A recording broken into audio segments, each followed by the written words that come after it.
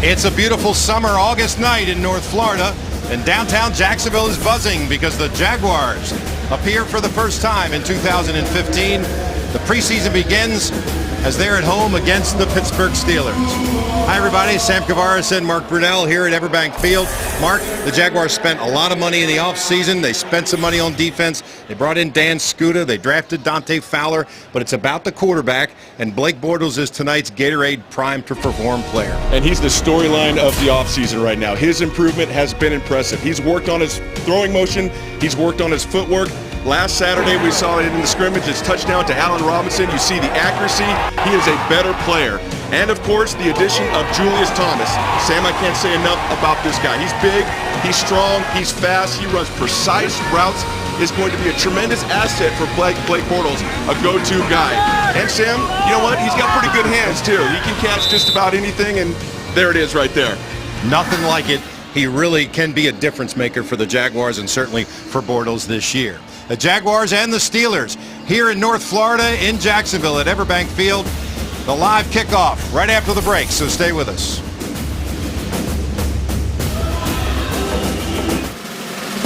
Jacksonville Jaguars football is brought to you by Everbank, the official bank of the Jacksonville Jaguars. There's a new name for luxury on the First Coast, Jaguar Jacksonville. JaguarJacksonville.com.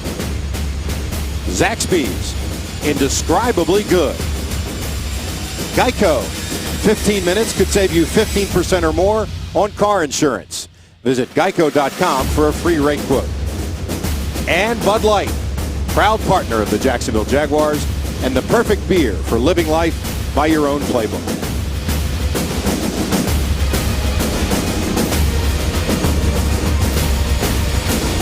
Change is happening on the First Coast. The Jacksonville Jaguars are different in 2015. There are fresh faces, men coming of age, and wisdom passed on.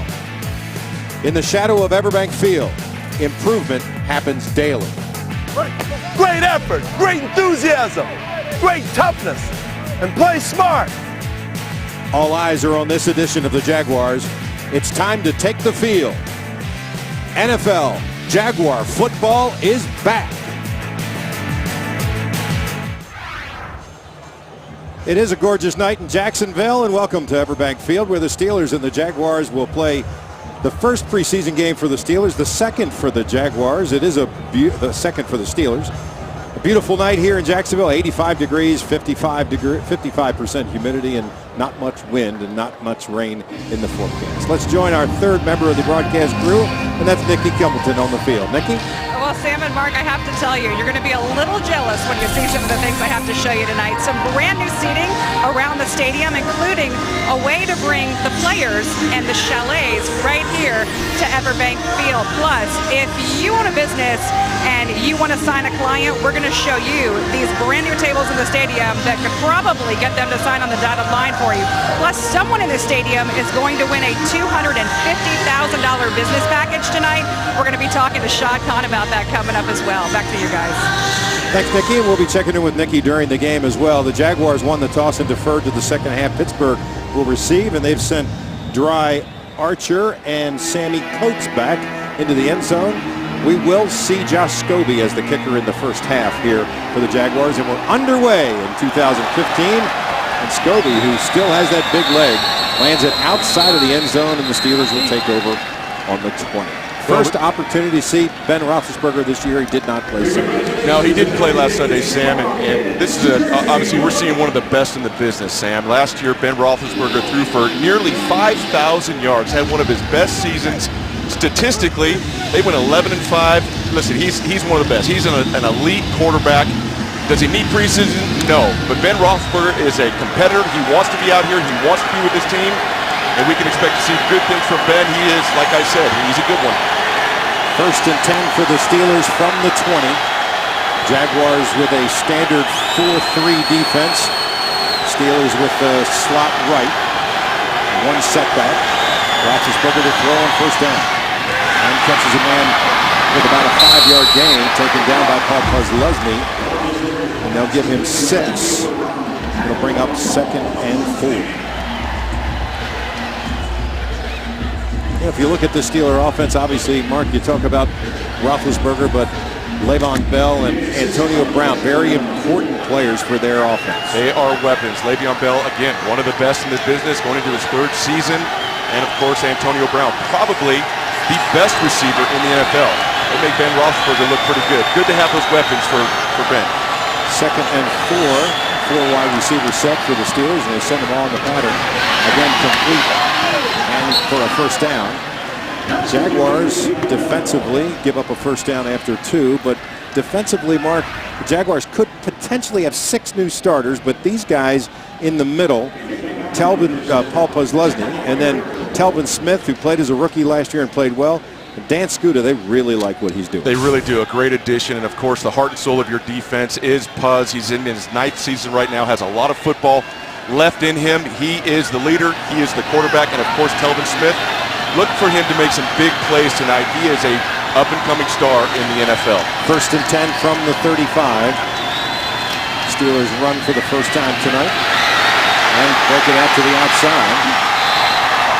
Easy gain for Le'Veon Bell, and it'll be another first down, a gain of 16. Well, this is not the start that the Jaguar defense was hoping for. They had the first 2 completions. They give it to Le'Veon. This is what he does so well. And listen, that's all about the offensive line, getting to their blocks and letting Le'Veon do what he does best. Get to the perimeter, shows that burst right there, and gets a first down. The Jaguars up front, by the way, have Andre Branch, Ziggy Hood is up there. Avery Jones is playing. Tyson Alualu is in there as well. And those are probably the 4 guys we'll see with the starting unit. 1st and 10 from the 49. Again, the give to Bell deep in the backfield and taken down by Posluszny after a gain of 2. 2nd and 8. Well, Paul Posluszny listen, he was a good player for us, has been for some time, and like I said, he's the heart and soul. You're going to see him make a lot of tackles. Won't be in there a bunch tonight, but he has a nose for the ball. He has great instincts. You know, Gus Bradley told us that when he got hurt last year, the Jaguars scuffled around a little bit before they kind of figured it out, but they feel like the defensive scheme, philosophy, and the players they have in place is good enough to really make a difference in the league. Sam, it's a much better defense, and having Puz in there makes all the difference in the world. It's like if your quarterback's not in there, you're not going to do well on offense. If Paul Posluszny's not in there, you're going to struggle on defense, and we saw that, Sam, last season. Posluszny told us today that he is perfectly healthy and ready to go. D'Angelo Williams with the carry, and it's a gain of 2. That'll bring up 3rd and a long 5, maybe 6 for the Steelers from the 44-yard line. 12 minutes to play in the first quarter. No score, just underway in Jacksonville. 3rd down play for Pittsburgh. Trips right. Play action. Roethlisberger going deep. There's a penalty flag down, and it is caught. We will see exactly what happens there, but the touchdown catch by Martavius Bryant. And we'll see what the call is, whether or not the Jaguars are called for. It's against the Jaguars. Holding, defense number 31. Penalties decline. Touchdown. Devon House was lined up out there one-on-one, and Bryant got past him. Roethlisberger saw him, and it's an easy 6. You know, we talked about Le'Veon Bell. We talked about Antonio Brown. Another weapon for Ben Roethlisberger, who we just saw is Martavius Bryant. Had a good rookie year last year. Play action. Ben Roethlisberger sees the field very well. Perfectly thrown ball. That is not the start that Devon House wanted in this first preseason game. And it's almost exactly what the Jaguars don't want to do, is give up those explosive plays.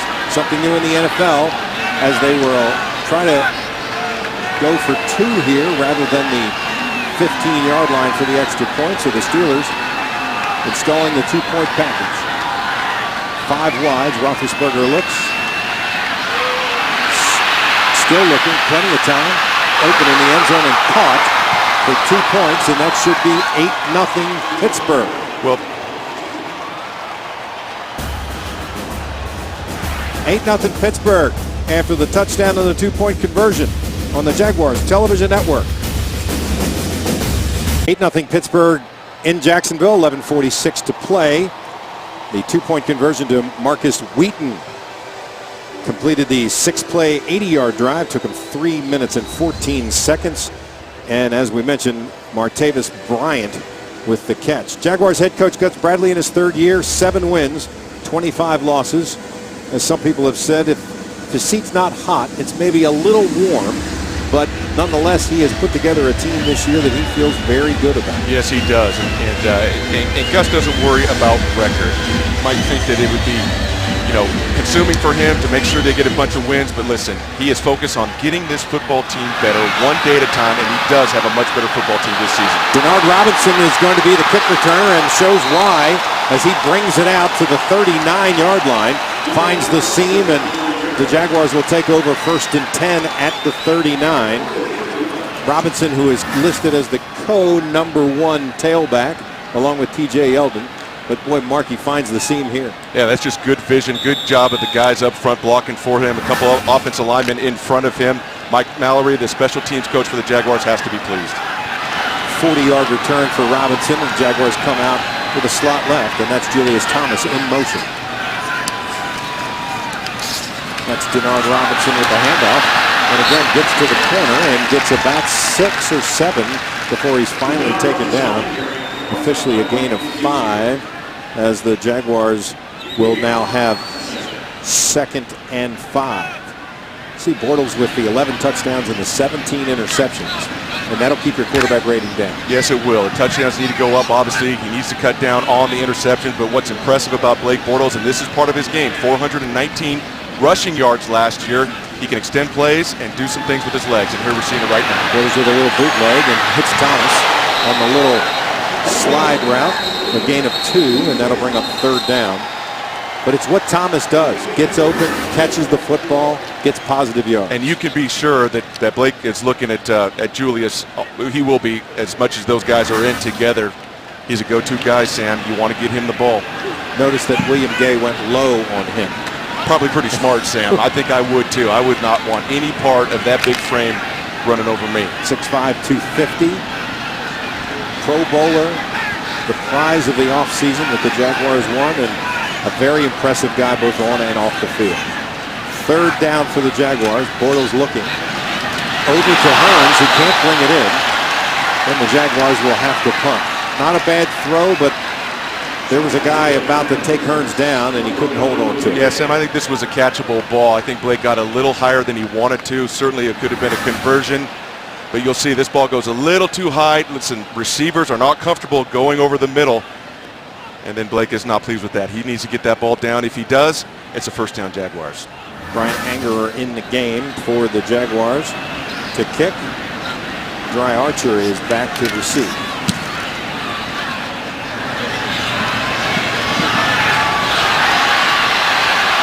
Archer at the 10 and is taken out at the 13.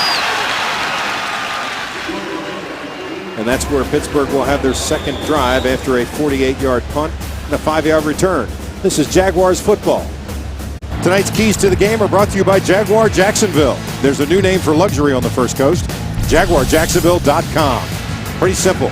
Protect the passer, pressure the quarterback. It's pretty simple, Sam. You got to protect the passer. Blake Bortles was sacked 55 times last year. That is unacceptable. If you want to give him a chance, if he's going to have any measure of success, he can't be harassed, he can't be put on his back, and of course the defense always, the mantra of Gus Bradley, get after the quarterback, create turnovers. It's about the ball.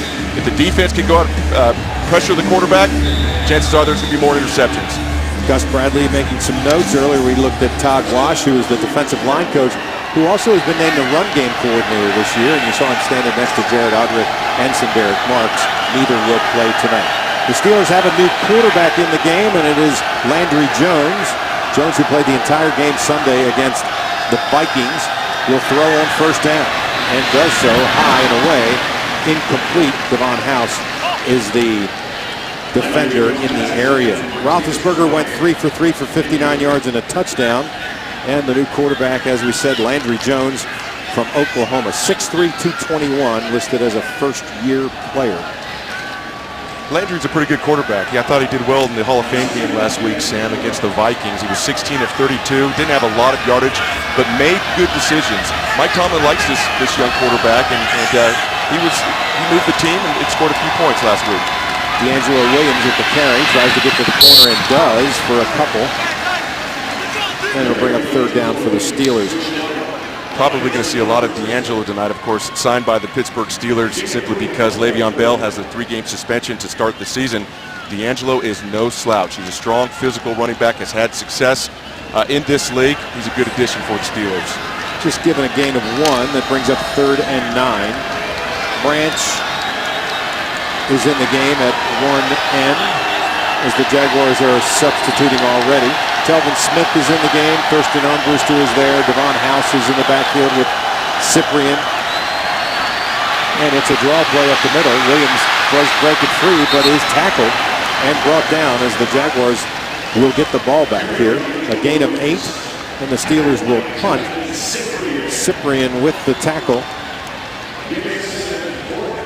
And the Jaguars do force a 3 and out. You need some of those. You need some of those. You need a lot of those, and that was good for the Jaguars defense. After that long drive orchestrated by Roethlisberger, they needed to stop. They got one to see what the offense can do after this punt return. Tandon Doss is deep for the Jaguars. He's a guy that Gus Bradley says you can trust back there, and he catches it at the 31. Makes 1 2-man miss and then goes down after about a gain of 7. And the Jaguars will set up inside their own 40. It's 8-0 Pittsburgh with 8:48 to play here in Jacksonville. This is Jaguars football. The Weather Authority on Channel 4. Always watching, always tracking. Back in Jacksonville, 8-0 Steelers, 8:48 to go in the first quarter. It is a gorgeous night here tonight in the 80s, and a nice crowd here for the opening preseason game as the Jaguars take on the Steelers. Offensive players, Bortles obviously needs to make that step forward. Julius Thomas and Jeremy Parnell is not a guy that has a lot of miles on him, despite the fact that it's his 6th year. Yeah, he's going to be the anchor for that offensive line, having a very good camp. Big, strong, physical. He's going to help that protection, obviously, for Blake Bortles. Little delay to Denard Robinson, and he gets near and perhaps even a first down. A gain of 10. And they do give the Jaguars a first down on that delayed handoff. Boy, if you watch Denard Robinson, he is so quick. He is so versatile. He can do just about anything. He can catch the ball. Obviously, he can run. Quick cuts. Again, good vision. He's a good football player that's only getting better. Guy they tried to make a receiver early in his career and gave him the tailback job full-time last year, and he really responded. There he is again. And that's about a gain of 5. It'll bring up 2nd and 5. Mark, we know that this offensive line has some competition up there. They will stick together here perhaps into the second quarter to see how that offensive line does meld together this year. And that's very important. And you only get that chemistry by playing together. And of course there's a lot of competition at the offensive line position, at the center position. Luke Bowenko, Stefan Wisniewski, all eyes are on those center positions to find out really who's going to be the starter under Blake Bortles. 2nd and 5, the delay to Toby Gerhart, who is healthy, and look at him move the pile. Gerhart moves the pile and gets a hand from the crowd. A 3-yard gain will bring up 3rd and 1.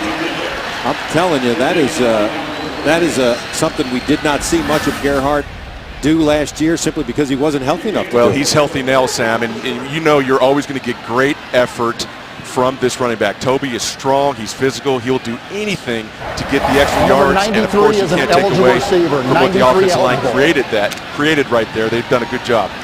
Tyson Alualu is in the game at fullback, and the Jaguars have showed this in training camp. He's the guy in the traditional fullback position in front of Gerhart. Gerhart with the give, and there's a first down and more for the Jaguars. Down to the 40-yard line. A gain of 4, and the Jaguars make a first down. Well, it's pretty clear that Toby's trying to send a message right here. Go ahead and draft that kid Alabama, and I'll show you what I got. He's making an impression right now. Again, this is a downhill play with Tyson leading the way. He just sees a little crack there, bursts in through that hole. Gets tackled by about 7 Steelers. That couldn't have felt good, but Toby's just excited to get that ball, be back on the field, and doing some good things for the Jaguars early in this game. General Manager Dave Caldwell told us they will not have a traditional fullback on the roster this year, and they've used Alualu and Tyler Shatley at that position in training camp. Bortles over the middle, and that is caught as the Jaguars are moving downfield. A gain of 7. That's to Mercedes Lewis. Clay Harbor is in the game. Well, Mercedes Lewis, he's just got basically a sit route, getting right in front of Blake Bortles. Easy read, easy completion. It's what Blake Bortles needs. He wants some completions. He wants to get into a rhythm. You've got guys like Mercedes and Julius and the perimeter players that are young and only getting better. Those things are going to happen. Got to like this second and short, right? Makes it a lot easier, Sam. Bortles to throw. And he's taken down, falls out. But it looks like Blake has recovered, and the referee does call Jaguar football. Let's see if that stands. A little scuffle in there. Beatles comes out. Saw some pressure there. James Harrison came off the edge. Well, if you look to the right of your screen, this is all about Luke Jokel, player that is getting better for the Jaguars. However, he has room to grow, and it's really about confidence. He's going up against a pretty good defensive end right there, but that simply can't happen. We've talked about the sacks. Blake Bortles 55 last year. That's just something you do not want to see. You've got to protect your quarterback. Luke has to be better in that situation. 3rd and 10 for the Jaguars. Jokel, Beatles, Blanco, Linder, and Parnell are up front. There's a flag, and it'll be procedure on the Jaguars. False start. Offense, number 16. 5-yard penalty. 3rd down. Sam, one thing you didn't want to see your offense going backwards. Sack, fumble, now a penalty. It really hurts the rhythm. It hurts the momentum. They're going the wrong direction. 3rd and 15. Procedure called against Denard Robinson. Good look at Greg Olson, the Jaguars offensive coordinator, who is spending this game on the sideline. A little unusual. A lot of coordinators spend the time in the booth, but Olson, a quarterback's coach, a coordinator with Oakland, now with Jacksonville. Bortles to throw in 3rd and 15 and finds a wide open Allen Robinson for a first down.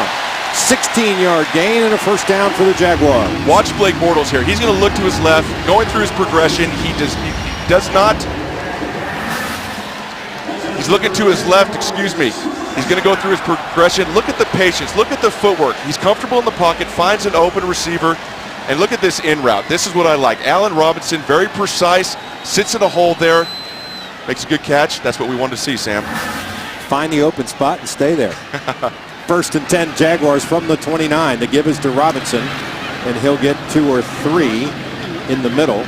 Again, the Jaguars are going to use the first-team offensive line through the entire first quarter and maybe into the second quarter, even when Chad Henne comes in the game. Yeah, that's very important, Sam. You want that continuity. Again, they have to be together. You know, getting back to Denard Robinson, for a small player, I think he's listed at 6 foot, 197. He is not afraid to run between the tackles. It's impressive for a smaller size running back. Quarterback in college, drafted as an athlete. They listed him as an OW his first year, offensive weapon. Jaguars with a little fake give and off to Allen Robinson, who finds a little seam. Robinson down to the 16-yard line. Gain of 11. And it'll be another first down for the Jaguars. Well, this is a good job by Allen Robinson, and quarterbacks love when you throw it short and they run long and go get a first down. Allen Robinson so far having a very good night tonight. 2 key completions for Blake Bortles to Allen Robinson. Steelers defense, look at Hayward, look at Shazier, and Thomas. Look at the experience there as well. But last year the team was 27th against the rush, and they made a change with their defensive coordinator as Dick LeBeau is not there anymore. Toby Gerhart with a nice game, but there is a flag on the play, and it's holding against the Jaguars. Again, Sam, we're going to go backwards here. This is a holding. Offense number 68. 10-yard penalty. I believe it's called on Beatles there. And look at Zane Beatles here. He's going to reach on this zone blocking scheme. Fortunately, just holds on, grabs that right shoulder of the defender. They're going backwards. Anytime you see the jersey go out of shape, the guy's going to throw the flag every time. Yeah, pretty much. And they've got one official on that field looking for just that. They're looking for the holding penalties and what's happening on the interior of that offensive line. It's the 10th play of the drive for the Jaguars. And it's 1st and about 20. Nice fake by Bortles, who hits Allen Hurns, the little out route in the flat, and that gets about half of it back. Well, Sam, when it's 1st and 20, you just want to get something back. You know, you're in field goal range. You want to make a good decision. Here, we're going to see a good fake to the left side. Blake getting outside on the perimeter, using his legs, makes a good decision, and of course, a good catch right there. Low ball. We'll take it. He has a lot of confidence in Alan Hearns, a guy that he really worked a lot with last year, gained tremendous amount of confidence in him, and Hearns made this team and was an impact player that nobody expected to be. Yeah, undrafted rookie, steps on the scene, had a very good year last year. 2nd and 11, and that is Stone right at the line of scrimmage for no gain, as the Jaguars will now have 3rd down. We'll see what they come up with. One thing that they talked about as Gerhardt is stopped at the line of scrimmage. Ryan Shazier steps up there and stops that play right away. Well, one thing they've talked about with the new offensive playbook is that no matter the situation, they feel like they have a play for it. Yeah, they really do. Listen, Greg Olson has been around. I believe he's in his 13th year in the NFL. He's been around some very good quarterbacks, instrumental in developing Derek Carr last year. He's a good coach with a good system, and he has some good players to work with. Bortles to throw, avoids the rush into the end zone, and Clay Harbor the intended target, but a little high. Just a little high, and that'll bring Josh Scobie into the game. Scobie last year, 23 of 26 in field goals. Watch Blake Bortles. Look at the feet. He keeps his eyes downfield, steps up into the pocket, had an opportunity in the end zone, almost had it. Good awareness by the quarterback. He had pressure on his right. He stepped up. That was impressive. He didn't like that throw, though. No, he wasn't pleased. He wanted a touchdown. Almost, Sam. We're getting there. 36-yard attempt by Scobie. In his 12th year with the Jaguars. And that one is good. And the Jaguars get on the board for the first time in this preseason. 8-3. 31 seconds to go in the first quarter. The Jaguars are on the board. This is Jaguars football. In 2015, you get more with Jaguars season tickets. More big plays, more excitement, and more of the incredible behind-the-scenes access to your Jaguars. And that's what you want. Jaguars season tickets are available right now for as low as $19 a game at jaguars.com/more. Visit the #1 stadium experience in the league. Do it now. It is a lot of fun here, live on site. Jaguars 13 plays, 60 yards, and the 36-yard field goal makes it 8-3. Scobie to kick off once again. And this one is also very deep, and out of the end, hits the upright, in fact. And the Steelers will get the ball on the 20. 31 seconds to play in the first quarter. The Steelers are up 8-3 here in Jacksonville. This is Jaguars football. Over the Jaguars, who get their first points with a Josh Scobie field goal. Joining us here live at Everbank Field is the president of the Jaguars, Mark Lamping. Mark, welcome. Nice crowd for this game. Done a lot of work in the offseason talking about tickets, and people have responded. Well, this is an unbelievable football market with great passion, and we just need to start winning some more football games. And I think that everything else is in place, and we have a very, very high level of confidence that clearly we're on the right way.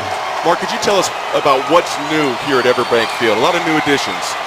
Well, we've upgraded the terrace suites with adding terrace suite chalets, which is really a cool location to watch the games. We've continued to upgrade the food and beverage offerings. We've upgraded the North End Zone project, FanDuelville, which is going to be clearly the best place to enjoy fantasy football and a Jaguars game at the same place. And the staff here at Everbank Field continues to exceed everyone's expectations, and it shows in the response from our fans.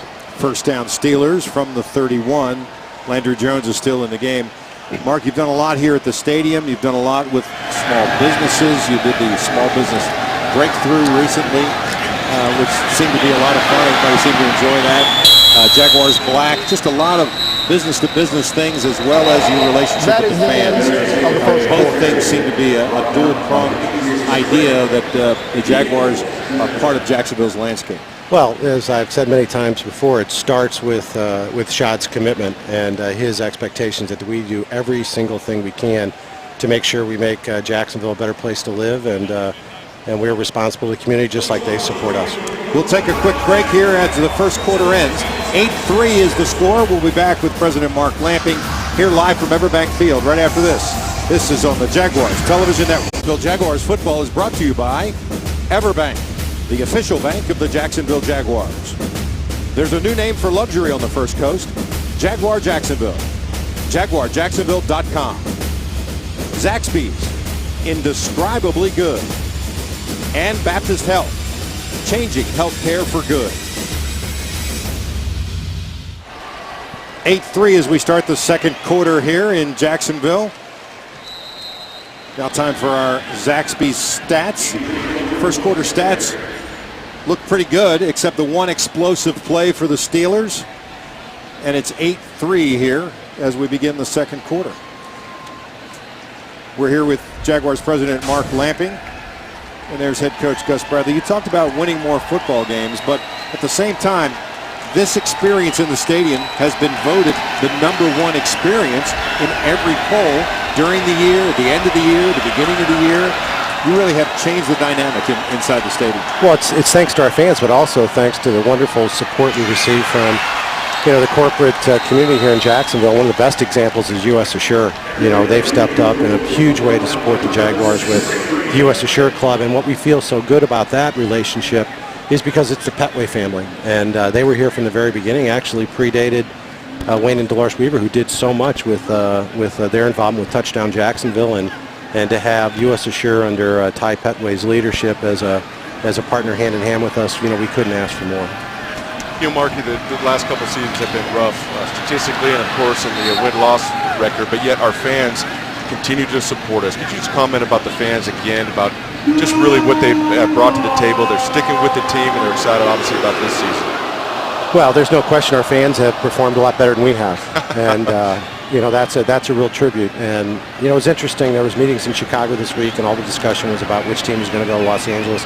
Isn't it wonderful that Jacksonville is not in that conversation anymore? And they don't talk about blackouts anymore. We don't talk about the team relocating. We just talk about what we can do to have the best possible football experience. And I think we're just a better football team away from having something that is really, really special. Steelers call timeout with 13:08 here. 30-second timeout. And it's second down and 6. Mark, there's a lot still going on with the Jaguars internationally. I know you're headed to London. The Jaguars play the Buffalo Bills the last weekend of October in London, the first full streaming game in NFL history. A lot of fun things that brings to the Jaguar name. Well, London helps make Jacksonville a more secure NFL city, and I think people understand that. It's one of the things that we're doing to try to create revenue streams that don't exist here that will allow us to have a stable franchise here in Jacksonville. And the best part about it is it's also helping bring jobs to Jacksonville. So it's a win-win situation with revenue making us more stable and also bringing jobs to Jacksonville. This is the third year of a 4-year agreement. Might we hear something while we're in London this year that the Jaguars will continue to be the international team as Landry Jones goes up top? There's a push-off there, but not called. Well, that's a penalty, Sam. That was a clear push-off. The official missed that one. That's unfortunate. But the receiver was out of bounds, so consequently incomplete. Martavis Bryant once again. And we'll see this on the replay, Mark. I mean, he puts two hands on him and can't bring both feet down in bounds. Well, he does a good job of going up for the ball. He didn't get that left foot down. Fortunate for us. Aaron Colvin is a guy they really like, though. He can cover the slot guy. He can cover outside. He can do an awful lot of different things that a defensive back has to do out there in space. And they like Aaron. He's physical. He's aggressive. A very smart player. And like you said, he can play the nickel. You can move him outside. One of our better corners, and he's looking for a breakout year. This is big for Aaron. A little pressure on Landry Jones. Oh, nice play. Beautiful play by Devon House. House who they brought in this year to do exactly that. Play a guy one-on-one deep down the field and break that thing up. And if you ask Devon House, he loves press man. He loves getting up in the receiver's face. Obviously, he has the speed. He gets his head around, makes a great play on the ball, gets his hands up, and keeps that from being a completion. That is why Devon is here, because of his aggressive play, his ability to get down that field and make those big-time defending plays. The receiver was Darius Hayward-Bay, who, by the way, is still one of the fastest guys in the league. And the Jaguars will receive a punt. And they do, and the Jaguars will take over right there on their 17-yard line. We'll be back on the Jaguars Television Network. Jacksonville, later in tonight's game, we'll bring you the Everbank Catch of the Game. Register for the Everbank Catch for the Card contest at jaguars.com/jagscard. No purchase required to enter or to win. 8-3, and the Jaguars will have the ball in their own territory in the second quarter. Again, President Mark Lamping is still with us. Mark, you're headed to London, and the Jaguars may be part of an extended deal here in the National Football League coming up? Well, it's worked so well for us. The whole London strategy has really helped us here in Jacksonville. It's also helping us in terms of expanding the brand and helping Jacksonville. So, you know, what's working, let's keep doing it. And we certainly want to extend our agreement beyond the initial 4 years. We certainly hope that the NFL will see that request favorably. Great to spend some time with you. Safe travels. Thank you, Mark. Well, thank you guys. Town. Keep on doing a great job, and we really appreciate your support. Thank you, Mark. Thank Mark you. Lamping, president of the Jacksonville Jaguars, joining us here live in the booth. Nice catch by Gerhardt. Two of them, actually. Looked like he had it in one hand and then put it in the other. If you can't catch it the first time, catch it the second or third, but he got it. Nice game. Nice read by Blake Bortles and the Jaguars with a first down. This one's a gain of 5 as Toby Gerhardt continues to get work there. Jaguars first team offensive line still in the game. Bortles still in the game. We expect him to play about 20 plays. And here we are just 4 minutes into the second quarter. He's still in the game. And you still have Parnell in the game as well as Linder, Bowanko, Beatles, and Jokel.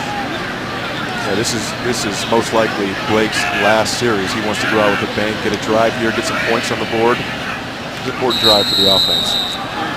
That is procedure on the Jaguars offensive line, and that will move them back. False start, offense, right guard. 5-yard penalty, second down. Linder gets a little quick jump here. Now you can see Linder gets a little excited out. No, I think it was Parnell. It was Parnell. Yeah, absolutely. Jaguars have 3 penalties for 20 yards. The Steelers have yet to be penalized. By the way, Julius Thomas was taken to the locker room after that catch with an injured hand. He is currently being evaluated, and his return is questionable tonight. Steelers with a blitz. Jaguars dump it off to Toby Gerhardt. Finds an opening, gets the first down, continues to break tackles, and moves all the way near midfield.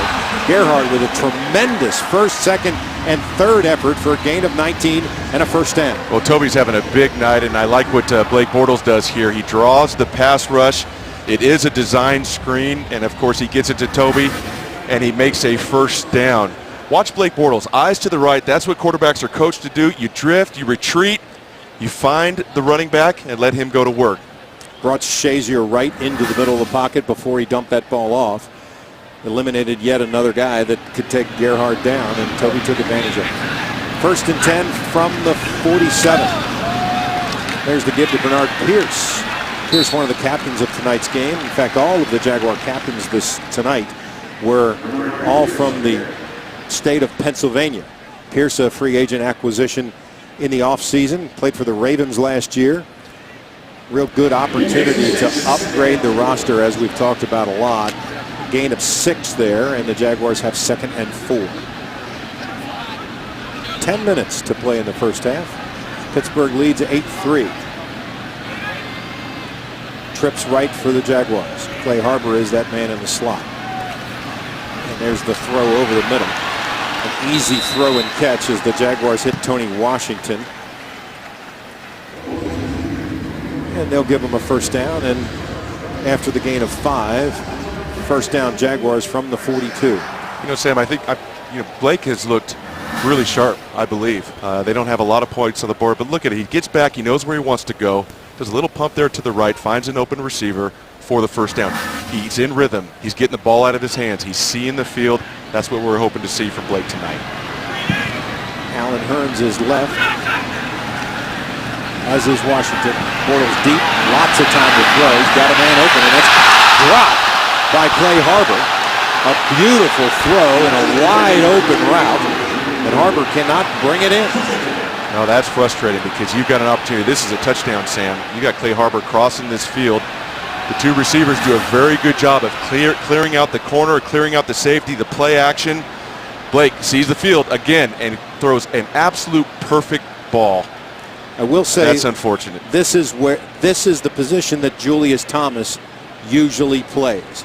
That's the route he usually runs there. And Julius Thomas does not drop does not drop that football.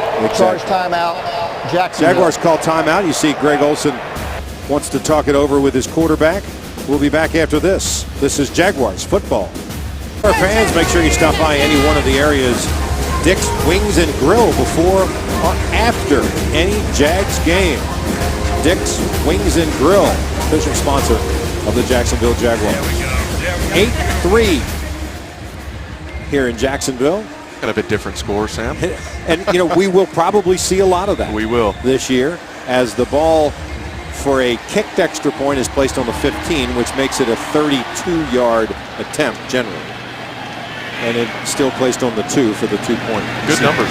Good numbers and a drop for Bortles. Nice throw once again. And this one is caught by Harbor after a gain of 4. 3rd and 6 for the Jaguars. Well, Clay Harbor missed that last one, and what I like about Greg Olson, what he did right here, they went right back to him. Hey, he's down, he's frustrated, he's upset that he let Blake Bortles and the offense down. Hey, let's get him the ball. Let's throw him the ball, give him a completion, get his confidence going. It's a good call by Greg Olson.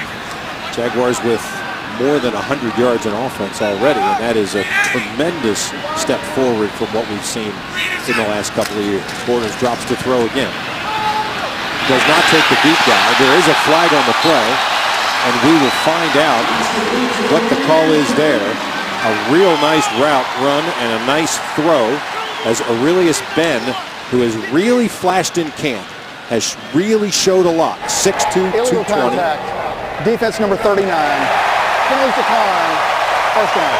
Penalty is declined for the illegal contact, so consequently Ben and Bortles hook up for a 27-yard gain. Well, you see here Aurelius at the top of your screen. Defensive back just bumps it a little. I don't know about that call, but we'll certainly take it. Blake Bortles throwing that strong arm showing that strong arm, puts the ball right on the money. Aurelius Ben.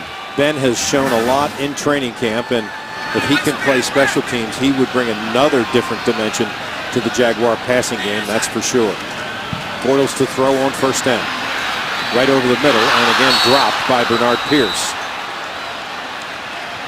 You know what I liked about Blake there wasn't anything on the front side. Didn't have any open receivers in his first 2 routes that he was looking at. He goes to his check down. His eyes are downfield. He doesn't run out of there. Throws a very good, accurate ball. Unfortunately, it's dropped. And when you talk to veteran players, a lot of them say, and certainly you with 20 years in the league, take the 5 yards. Absolutely, especially in the red zone. The defenses there are taught, listen, don't give up the touchdown. We'll give up an underneath completion to a running back. I like what Blake did there. Pierce is met directly in the backfield. A loss of 1 in the backfield for the Jaguars as they can't get anything going. Arthur Moats with the tackle. Well, Arthur Moats, this was a missed assignment. Nobody put a hand on him, and of course he's going to make a big play. That was a mental error by the offensive line. Just stepped in without any impedance whatsoever. 3rd down for the Jaguars. And still about, looks like 12. They can get a first down to about the 1-yard line. It's important for Blake to be smart here. We already have points. Let's not force anything. Take what the defense gives you, and they give you a flat. Nice. Bernard Pierce jumps over one defender and gets down to about the 4-yard line, maybe the 3. I guess they're saying he stepped out at the 5, a gain of 9, and the Jaguars will decide what they're going to do. It looks like they're not going to take the field goal and instead try to put 6, 7, or 8 on the board. And why not? This is situational football. There will be a time in the regular season where they will have a critical 4th down. Why not go for it? Of course you want to score points, but this is a good test for the young quarterback. In a critical situation, can he still make the right read, get the ball out on time? There's those legs. He can run. And he's going to get it. And yes, he did touch the pylon. Touchdown. There is a flag in the end zone, though, and we will see what the calls are here.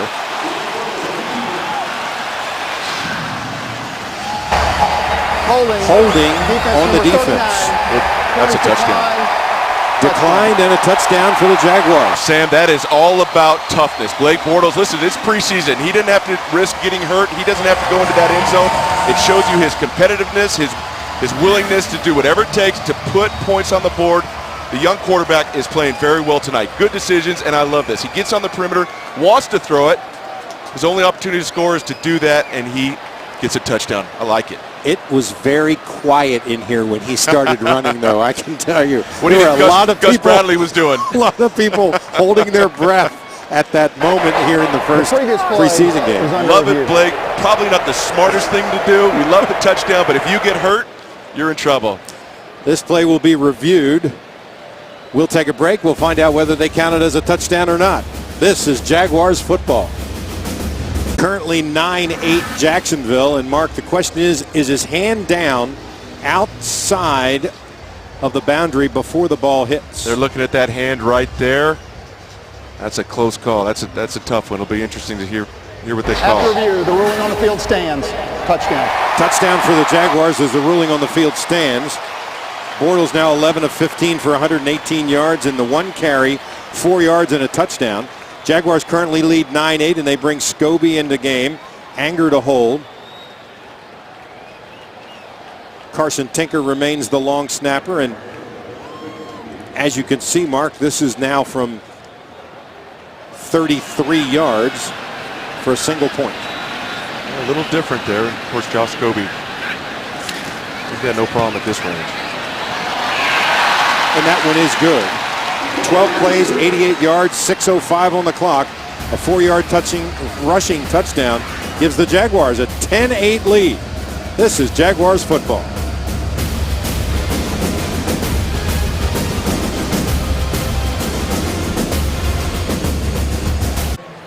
Drive to score with Nimnick. Nimnick Buick is giving away a 2-year lease on a 2015 Buick Encore at halftime of the Jaguars game coming up against the Lions in 2 weeks. That's August the 28th, right here at the stadium. Head to jaguars.com/encore to enter a 2-year lease from Nimnick Buick. And talking about scoring, Blake Bortles did just that after review. 12 plays, 83 yards, took 6:05 off the clock. Bortles with the 4-yard run, but in that mark he was 6 of 8 and he had 2 drops. Yeah, just a flawless drive for Blake Bortles there. And I get back to his competitiveness, his toughness. You know, I know this is only the first preseason game, but it is pretty evident to me that all the hard work has paid off. And the most important year in a young quarterback's development is from year 1 to year 2, and we are seeing a much more confident and just a better quarterback in Blake Bortles. And even the ball he tried to throw to Hearns on the other end of the field, as soon as he let it go, he knew it wasn't as accurate as he wanted it to be. And you could see him kind of question himself, like, why didn't I make a better throw? He's not going to hit every one of them. He's going to he miss sometimes, but he wants to. It's important to him. You know, he understands that he has a lot of weight on his shoulders. Expectations are high, but tonight he has met every expectation that has been put on. Landry Jones still in the game for the Steelers as they take over 1st and 10 on the 20. Jones with a play fake. Outside, a little high, still caught. Martavis Bryant with the gain.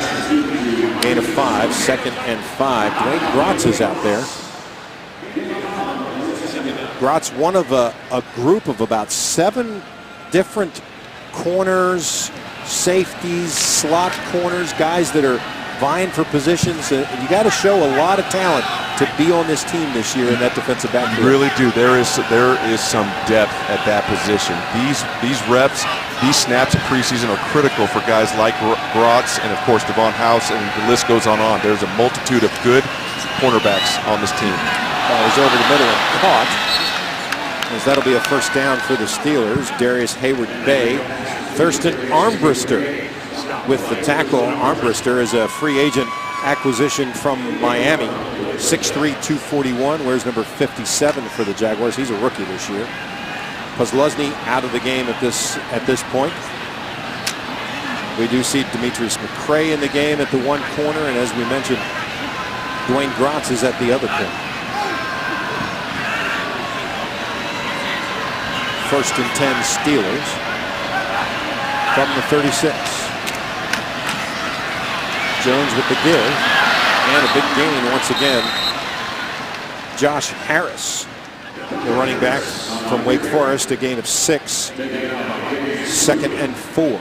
Well, we talked about opportunities for the defensive backs. The defensive line is no different. It's an opportunity for a lot of good players. There's a number of talented defensive linemen. Unfortunately, that happened. These guys are going to need to step up because with the Gus Bradley defense, you're not just playing 4 starters. You're rotating these guys in and out, so they're trying to find the best 8 or 9 defensive linemen on this roster. See Avery Jones still in the game at this point. Josh Evans made the tackle back there, and that's not what you want. Your safety making all those tackles. There's a good stop after about a gain of 2. The Jaguars will force a 3rd down. Good solid tackling by the Jaguars. Keep it inside. Rashad Reynolds comes in and helps out. That's a pretty good job by that front there.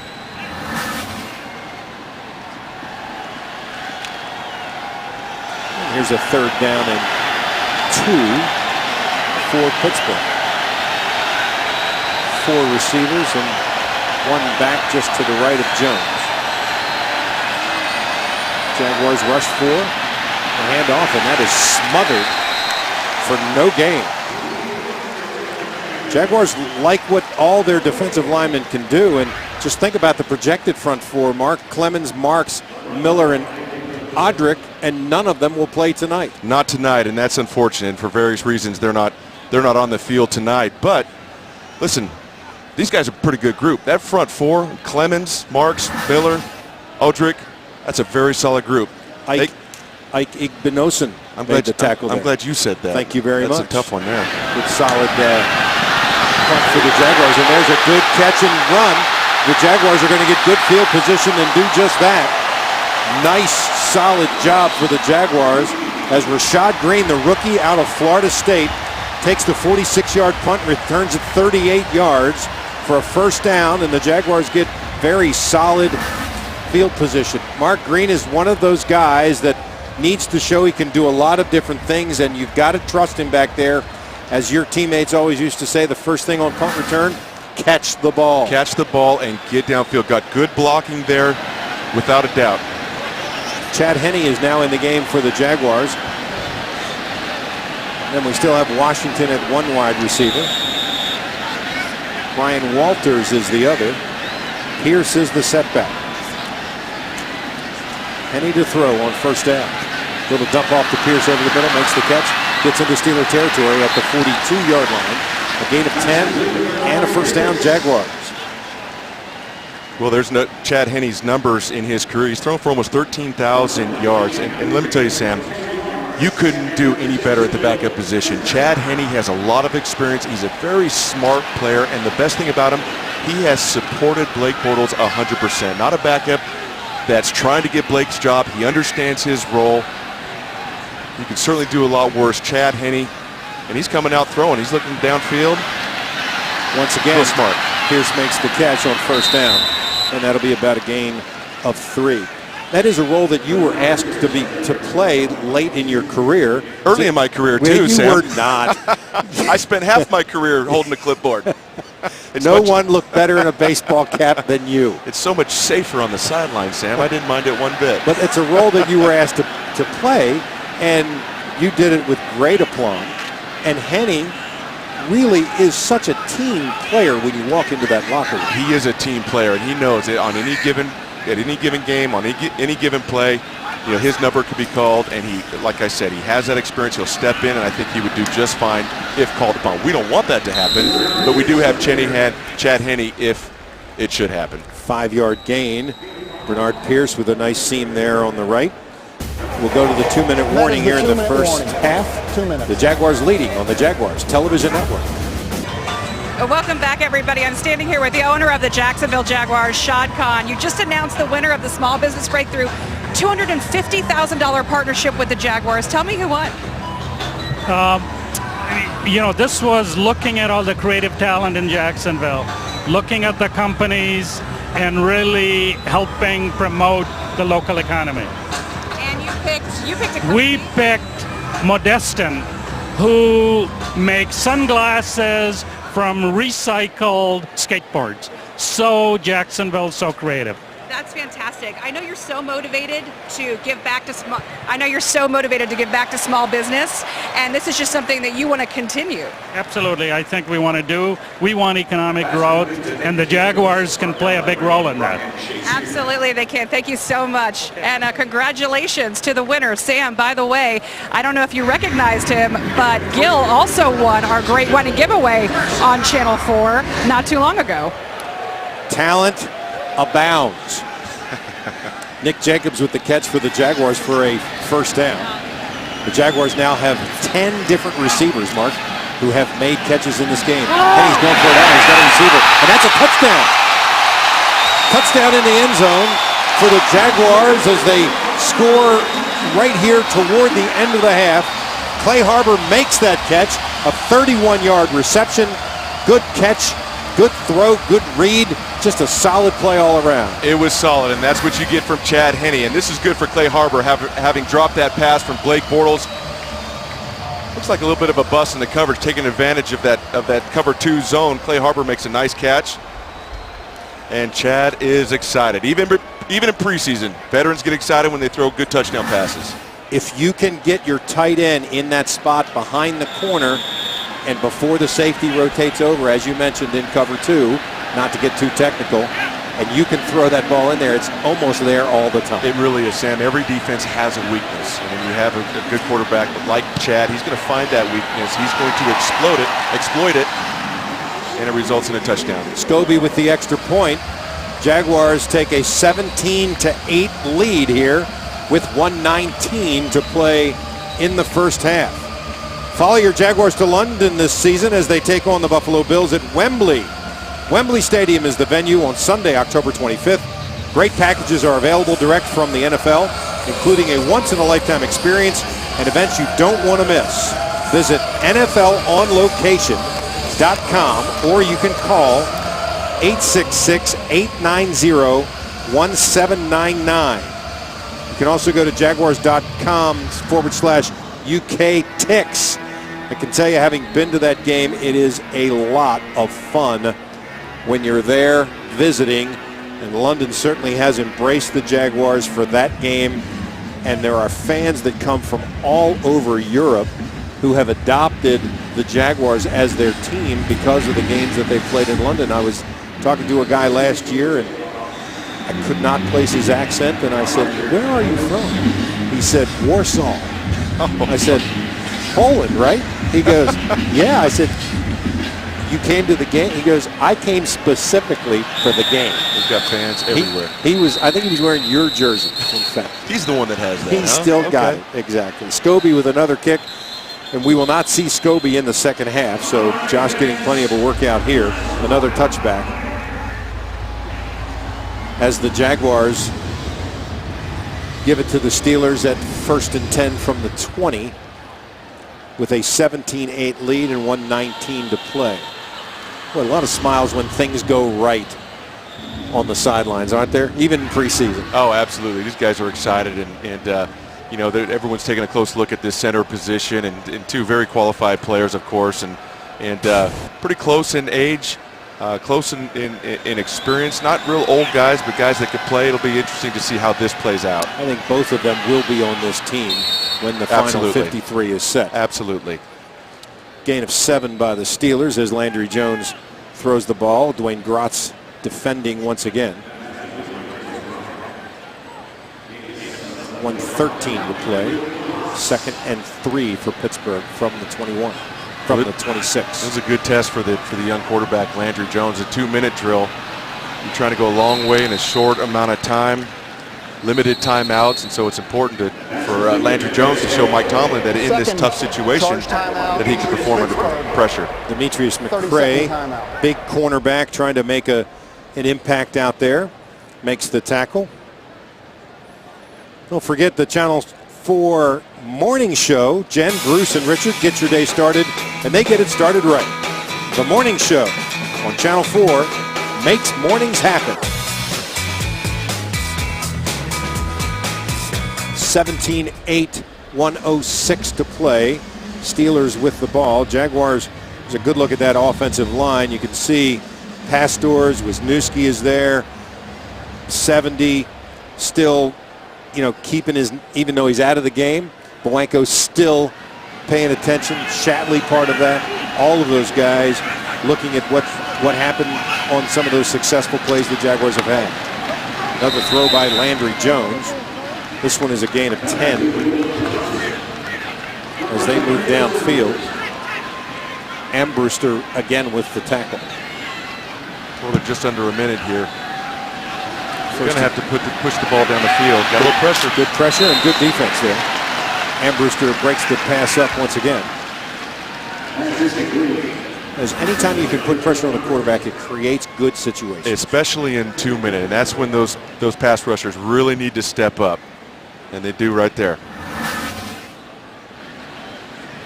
Jaguars with Brian Davis in the game, you can see, and they're trying to get pressure. Last year, the leading sacker for the Jaguars was Sindaric Marks with 8.5 from the defensive tackle position.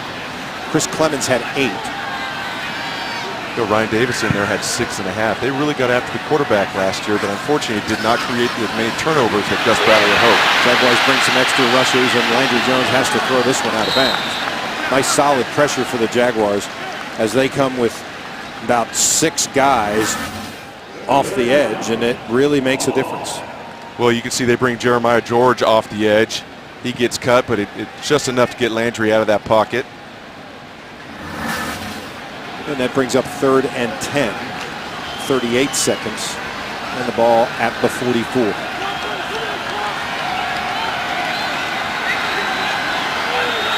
Jaguars with 2 deep. Jones in the shotgun. To throw on 3rd and 10. Good solid pressure, and he'll go down. Absolutely solid pressure in the middle of the line without any difficulty whatsoever. Cappy makes a move inside, an 8-yard loss. The Jaguars call timeout and look to get the ball back. Very smart by Gus. Give your offense every opportunity, call a timeout. They're in a situation where they have to punt. Of course, there's not a lot of time, about 30 seconds left on the clock, but hey, if Chad Henne's back there, who knows what's going to happen. They'll throw the ball down the field and see if they can get some points. And interestingly enough, Bradley has told us all week long that he expects to do some unconventional things in this game, and he explained to the players, look, don't think we're crazy. We're just going to try some stuff that we may not do in the regular season, and here's one of the things. We're going to take a look at Nick Marshall as a punt returner. Marshall, the quarterback from Auburn, who is trying to make his team as a cornerback, is a tremendous athlete, and they've sent him back there here with 30 seconds to go in the first half. Marshall lets this one go, and the ball will bounce inside and right around the 10-yard line. Well, Marshall made a mistake there. He should have fielded that punt. It bounces another 8 to 10 yards. 54-yard punt by Wing, and the Jaguars do get it first down. Be sure to stay tuned at halftime, because coming up we'll have highlights and stats, and it's back to school time again. Nikki will show us how Sindaric Marks is helping out, so stick around for our halftime presentation here on the Jaguars Radio Network. Greg Olson looking at this group, and the Jaguars come out in a victory formation, and they'll kneel on it and go to the locker room with a 17-8 lead. As you said, I think they wanted to give Marshall an opportunity to see what he did there, and since he didn't catch the ball, they said, all right, we'll just kneel on it. Yeah, let's go in the locker room. Sam, they're so backed up, at the minus 10-yard line. So, smart move by Gus. Nikki Kimbleton has Gus Bradley. Nikki? All right, Coach. So I know that Blake Bortles has only really been using this offense for the last 3 months, and it's really the 3rd offense he's had. How do you think he did tonight? Well, he did a good job. We're really looking at managing the offense and, getting his right reads and the checks and getting us some proper calls. So I thought he did a real nice job for the first game.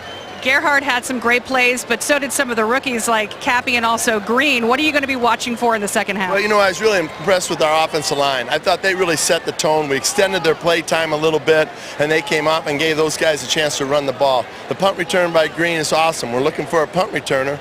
He's put himself in the race. All right, be honest. Did your heart flutter a little bit when Blake ran that ball? That's him. I think we talked about his toughness. That's part of his game. So, I don't know, it's going to be hard to change that with him. All right, thanks, Thank you. How about that first half, Jaguars fans? Head coach Gus Bradley, he likes the toughness. There's no question about He that. talked about it this morning, and he's got a tough quarterback, and that's pretty important. 17-8 Jaguars at halftime on the Jaguars Television Network. Still a beautiful night in Jacksonville, and the Jaguars currently lead the Steelers 17-8. Sam Kavaris, Mark Brunell, Nikki Kimbleton with us here tonight, as the Jaguars will now see who else potentially can make this roster and make an impact, as they send back Corey Grant, one of the fastest guys in the league, and he is taken down just outside the 20. Sam, Corey Grant runs a 4.27. That's what he ran 40-yard time at his pro day with the Jaguars. That's why he's back there. 24-yard return. Henny 4 of 4. Not bad. And the touchdown. Listen, Sam, he's going to be steady. He's just reliable. You can trust him with the ball. He's a good quarterback, good backup. Again, in my opinion, the best backup in the NFL. Wisniewski is the center. He is listed as one of the co-starters, so here we are into the second half. And he is getting some playing time. Bernard Pierce with the handoff, and a gain of 4 brings up 2nd and 6. A.J. Cann wears number 60. That was the Jaguars' 3rd-round pick out of South Carolina. Guy was a 4-year starter for Steve Spurrier. Also SEC honor roll the entire time he was in school. And a lot of people have said that Cann is a steal. He was a steal. To get him in the 3rd round, for him to come in here, he very well could start, Sam. They really like him. 2nd and 6 for the Jaguars. Little rollout and a little toss. And the Jaguars will have a 3rd down. Ben Koyak with the catch. Gain of 5. It'll be about 3rd and a full 2 for the 1st down. And that's what you want. You want short yardage situations when you get into that 3rd down. Much easier than getting in 3rd and 8, 3rd and 9, 3rd and 10, much like we saw with the Jaguars last year. Getting productive plays at 1st and 2nd down will be critical this season. Good look there at Avery Jones and Tyson Alualu. Probably won't play here in the second half. Played the entire 1st half. 3rd down and 2 for the Jaguars. Henny to look, little out pattern, and nice throw and catch. And this is something that the Jaguars have been working on, the nice timing. And when you look at players like Brian Walters, who they brought in as a free agent, he had played in Seattle. A lot of teams have that Wes Welker kind of player, and there's one thing you can do with Walters, you know he's going to be open, you know he's going to catch it. He's very quick, good hands, very smart receiver. And what was impressive there was the accuracy. That ball could only be in one place on the outside. The timing was good. Chad did a good job getting that one out. 1st down from the 40 for the Jaguars. 13-10 in the 3rd quarter. Handoff in the backfield, and the Jaguars will get about 3 yards, a gain of 3. Pierce getting a workout here in the 2nd quarter and into the 3rd. It's an interesting pickup for the Jaguars because Pierce had a personal issue with the Ravens, and they released him. And the Jaguars generally stay away from players like that, but they felt like that it might have been a one-time only thing for Pierce, and they had no risk there.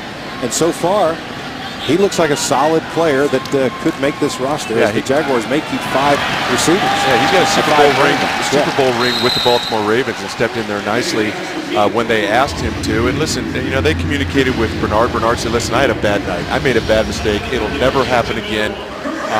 But we have some depth here at the running back position, which we haven't had in years past. They're going to have a tough decision to make as far as who are going to be their running backs. They very well could keep 5 if one of these guys or even 2 of these guys can contribute on special teams. Tony Washington once again with the catch. Henny now 7 of 7 for 72 yards and the touchdown. The Jaguars give it to Storm Johnson off the left side, and he'll gain about 1 or 2.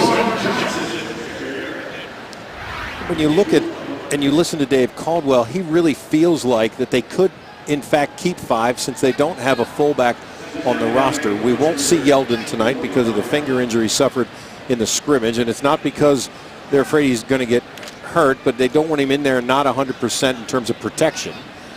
Robinson, Gerhardt, Pierce, Johnson, all may be on the squad, and Grant is kind of a wild card. He is a wild card, but we get back to Grant's speed. Oh, nice throw over the middle, maybe a little behind Tony Washington, but still another, as you would say, Mark, probably a catchable ball. Catchable ball, not. I think Chad was being smart there. There was a safety bearing down on that post route. I think Chad just understood that he had to put that there, or else it would have been really bad. There would have been some serious contact there. Catchable ball, not easy, but he could have made that one. First incompletion for the game of Chad Henne. 3rd and 8 for the Jaguars from the 45. Henne with a lone setback. Storm Johnson drops to throw. He's got an open receiver short of the first down, right at the 40-yard line. Probably would be marked right at the 40. Gain of 5. As Ben Kayak makes his second catch of the game. You see a little underneath route. Yeah, 7th round pick from Notre Dame. They like this young man. He runs very good routes, as we saw right there. Good hands. Listen, we typically don't draft you if they don't like you. I believe Ryan Shazier's still in the game. That's surprising. I think he made the tackle there, and I think he's still in the game for the Steelers. So the Jaguars will bring in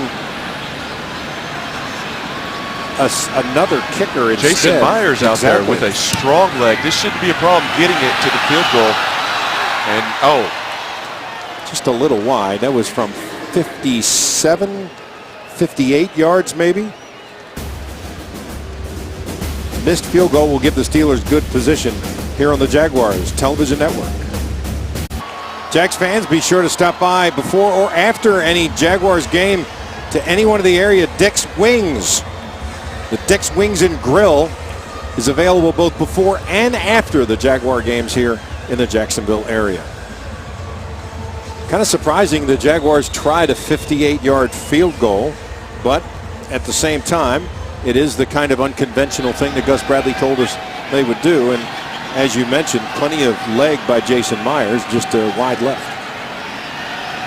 1st and 10 Steelers at the 47. And there's a procedure call on the right tackle. Number 64. Mitchell Van 5-yard penalty, first down. Is called, and that'll move the Steelers back 5 yards. Pretty simple. Van Dyke pretty anxious to get out there, trying to protect the edge. And does just that, but a little bit early. 1st and 15. Jones still in the game. The screen play, and the Jaguars smell it out. Can they make the tackle? And they do. And that's a gain of about 2 yards, and that'll bring up a 2nd and 13. Blake Bortles joins us live on the sideline here at Everbank Field. Blake, nice job tonight. Your coach is very complimentary, not only of your accuracy, your ownership of the offense, but again, your toughness as well.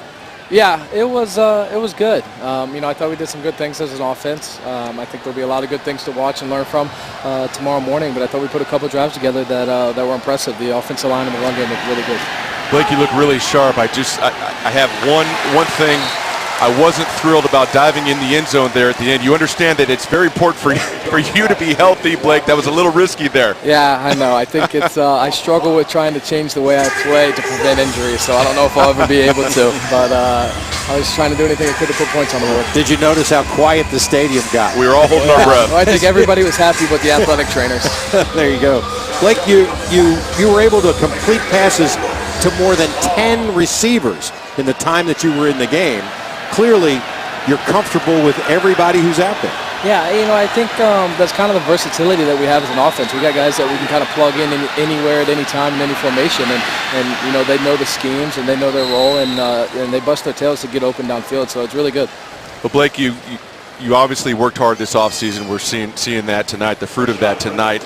What is the next step for Blake Bortles? What are you focusing on going forward? Obviously, it's still early in preseason, but What does Blake Bortles need to get better at? I think continuing decision making, being able to make it quicker. I think there was some good stuff tonight. I would have liked to have been quicker on a couple throws, a couple decisions. Could have gone a couple different places with the ball, but that just comes with reps and continuing on the offense. So that's kind of where my mind's at right now. Steelers punt here, and the Jaguars will wave it off, and the ball will come dead at about the 16-yard line. Take a quick break, and Blake, we stick around just for a second? Yeah. All right, super. We'll be back with Blake Bortles. Jaguars leading 17-8 here. This is Jaguars football. 17-8 Jaguars against the Steelers. The opening preseason game, 8:34 to play in the third. Blake Bortles still joining us live here after his performance in the first half. Blake, there were a lot of awfully good things.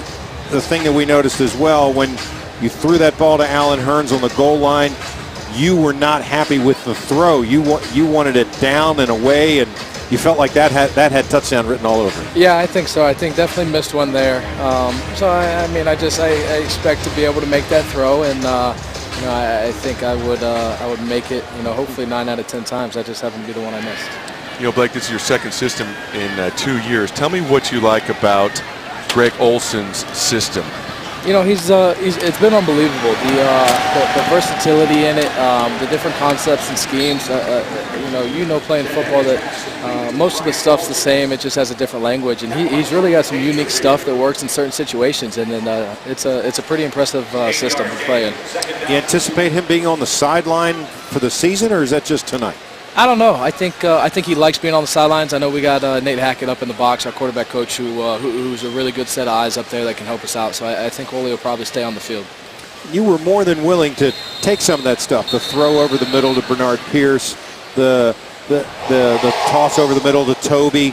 You check down very easily in this offense, and clearly that's what it's designed to give you the ability to do. Yeah, it is. I mean, it's got the ability to spread the field out and get guys down the field, but especially with as much cover two that Pittsburgh has played so far. We knew the checkdowns were going to be a big part of our passing game, and we've done a good job, and Chad's hit a couple as well. Blake, I've been bragging about Chad on the telecast here. Tell us about your relationship and how he has helped you. He's been in the league a long time, obviously has offered you some pretty solid advice about going forward in your career. Yeah, he's been unbelievable. We've really created an unbelievable relationship, both on and off the field. He's become a pretty good friend, and we spend a lot of time together. And he can help me out, with not only football but with life. As a guy that's married with a kid, he's been a good role model and a good friend to have. Blake, thanks for your time. Stay healthy. Great to see you tonight. Thank you. Thanks, Blake. Take Blake care. Bortles, who had an excellent night here for the Jaguars, played most of the first half and put the Jaguars on the scoreboard and the lead. And right now, Chad Henne still in the game, still moving. Jaguars did have a penalty, but they are now once again with a 3rd and a short 2. Empty backfield. And another penalty is called here, and that'll be procedure against the Jaguars. False start. Offense number 61. 5-yard penalty. And that's on the center, Steve Wisniewski. 3rd down. That's surprising. He must have moved that ball a little bit. I was going to say. You don't see that very often. He squeezed it, right? Yeah, right there. Gus is like, okay, that's a penalty. I better write that down. Well, in preseason, you're going to have penalties. Guys they're nervous. A lot of young players typically playing at this point of the game, and so guys are going to make some mistakes. Makes it 3rd and 7. Henne to throw. A little pressure. Steps up in the pocket. Kind of runs into his offensive line, and he'll go down there. That'll go as a sack. And the Jaguars will punt. The Jaguars defense has done a very good job since the first possession. The first possession touchdown for Pittsburgh. Since then, the Steelers have punted 5 times. Well, they've been pretty sharp, and they really just one blemish on the evening for the defense, like you said, was that first drive. But understand who they were going against. Some of the best in the league. Ben Roethlisberger at quarterback, Le'Veon Bell run the ball well. So that was a challenge. It was a good test, but regardless of how this game ends up, they're going to be disappointed with that opening drive. Casey Redfern is on the punt, and the Jaguars will be called again for a false start. False start. Offense number 58. 5-yard penalty. 4th down. We haven't seen the punter very much tonight, too, for the Jaguars. We have not. And in the second half, the Jaguars let us know that they were going to give Jason Myers an opportunity to be the kicker. And Casey Redfern, who's been here before. Clearly a big leg. listed as a first-year player out of Wofford. Former Terrier, and Gus another. Make a note. Let me see. Punt, we cannot go backwards. Redford hits it from the 5 and just booms it out there. Fielded at the 38. There is a flag. Oh, doing a nice tackle. Jaguars with a very solid special teams move there. And Nick Jacobs. Nick Jacobs, who's had a nice night catching and also now on special teams. Well, this is important for Nick Jacobs because he is a tight end. And again, these younger players, if you can add value by what you do on special teams, if you can contribute, make tackles, make blocks, show up on special teams, you'll find yourself on this roster. 50-yard punt, a 3-yard return. Let's see what the flag is because there are several on the field. The ball is placed currently at the 40-yard line. And you can see tonight's referee and the officiating crew. There are 2 fouls after the kick. Holding receiving team number 31. Personal foul, grasping the face mask, kicking team. The penalty's offset at the end of the run. First down, Pittsburgh. Timeout. So the Steelers will get the ball at the 40 when we come back with the Jaguars leading 17-8 here in Jacksonville. This is Jaguars football. Time now for the drive of the game, brought to you by Geico. 15 minutes could save you 15% or more on car insurance. Visit geico.com for a free rate quote. Good solid drive directed by Blake Bortles. Good passing, good reading, and then the finish with Bortles in the 4-yard dive into the corner. Yeah, again, there's that toughness right there. Listen, Blake on that drive, 6 of 8 with 2 drops, 75 yards, and he finishes it off with that touchdown. A perfect end to a very good night. Steelers with the football at the 40-yard line. 1st and 10. 5:34 and the Jaguars leading. Landry Jones is still the quarterback for the Steelers. And Jawan Chisholm, a free agent from Akron, gets the carry. A gain of 4, 2nd and 6. Jones so far 9 of 14 for 59 yards at that quarterback position. And as we mentioned, he played the entire game against the Vikings. He's getting a lot of work. Bruce Gradkowski, who is generally their backup, is currently on the physically unable to perform list. And the other quarterback on the roster is Clemson's Taj Boyd. We don't know if we'll see him tonight or not. What a career he had. Taj Boyd was amazing at Clemson. Did a lot of things they wanted him to do. Good throw by Landry and a good catch, and that'll be a first down for the Steelers. That's Nick Marshall on the coverage.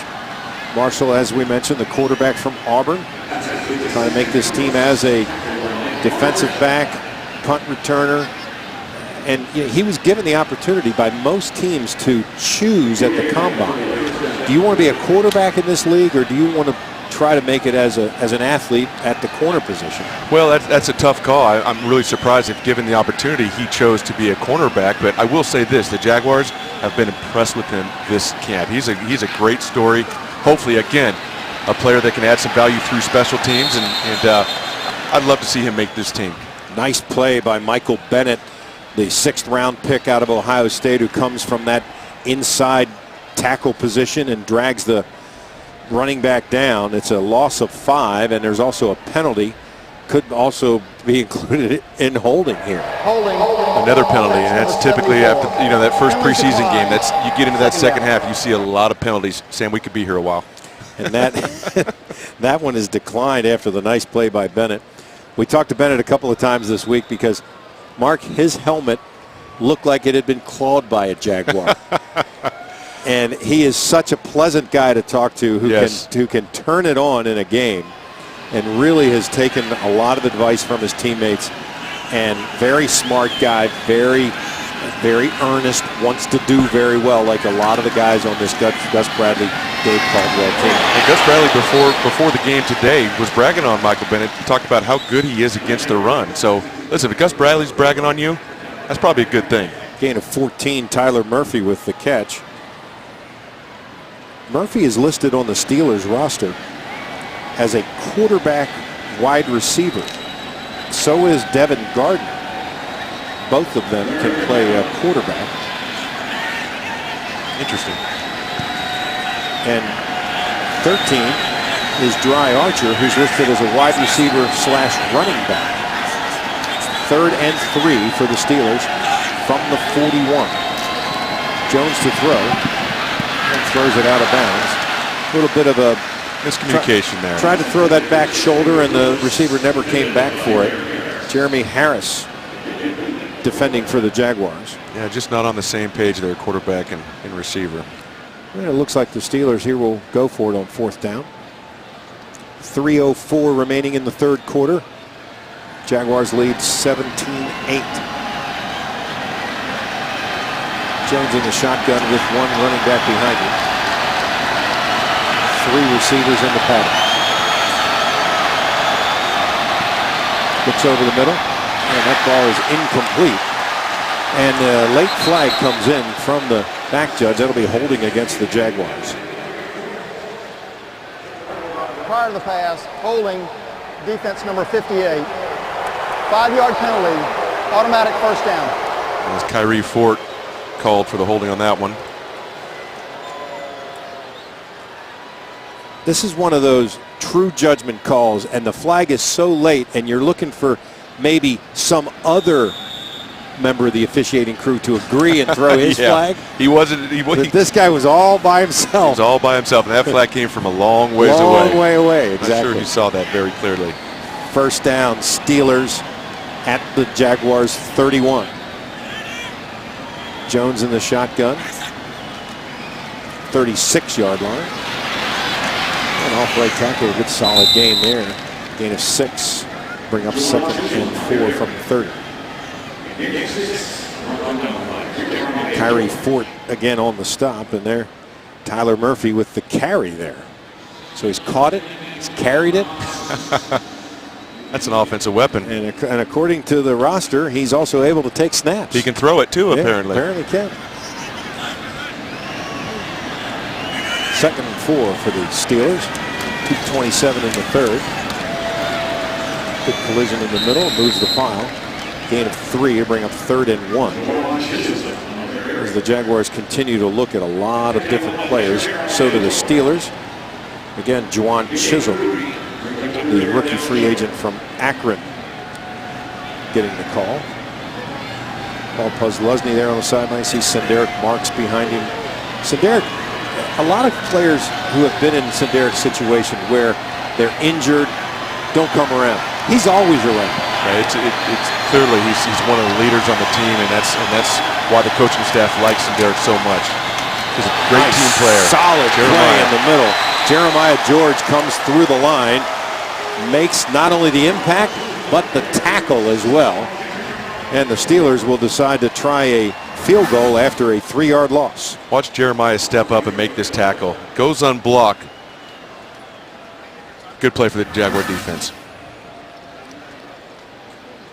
Very solid play. You see George, his 2nd year out of Iowa State. Steelers will attempt a 48-yard field goal. Interestingly enough, Mark, that's my kicker. Yeah, their kicker, Scott Squeezin, was injured in the game on Sunday, and now all of a sudden they put Garrett Hartley in the game, a guy you're very familiar with. Yeah, I was very fortunate. I held for him in the Super Bowl for the Saints. Very good. Jaguars still lead 17-11. This is Jaguars football. Morris warm up. Drive to score with Nimnick. Nimnick Buick is giving away a 2-year lease on a 2015 Buick Encore at halftime of the Jaguars-Lions preseason game coming up in 2 weeks right here at the stadium on August the 28th. Head to jaguars.com/encore to enter. Free 2-year lease for a Buick Encore. Not bad. Very nice. Looks like we'll see Stephen Morris in the game. 9 plays, 30 yards for the Steelers. The 48-yard field goal after taking 4:20 off the clock. Jaguars send Nick Marshall back into the end zone as we're winding down to the end of the 3rd quarter. Marshall looks like he'll have a chance to bring this one out, and he does from 3 yards deep. To the 10, 20, finds a little hole to the 30. Good run back. Nice, solid run back by the rookie from Auburn. Good for him. Jaguars will take over. Looks like we'll see Stephen Morris at quarterback right here on the Jaguars Television Network. Welcome back, everybody. The Jaguars continue to lead 17-11.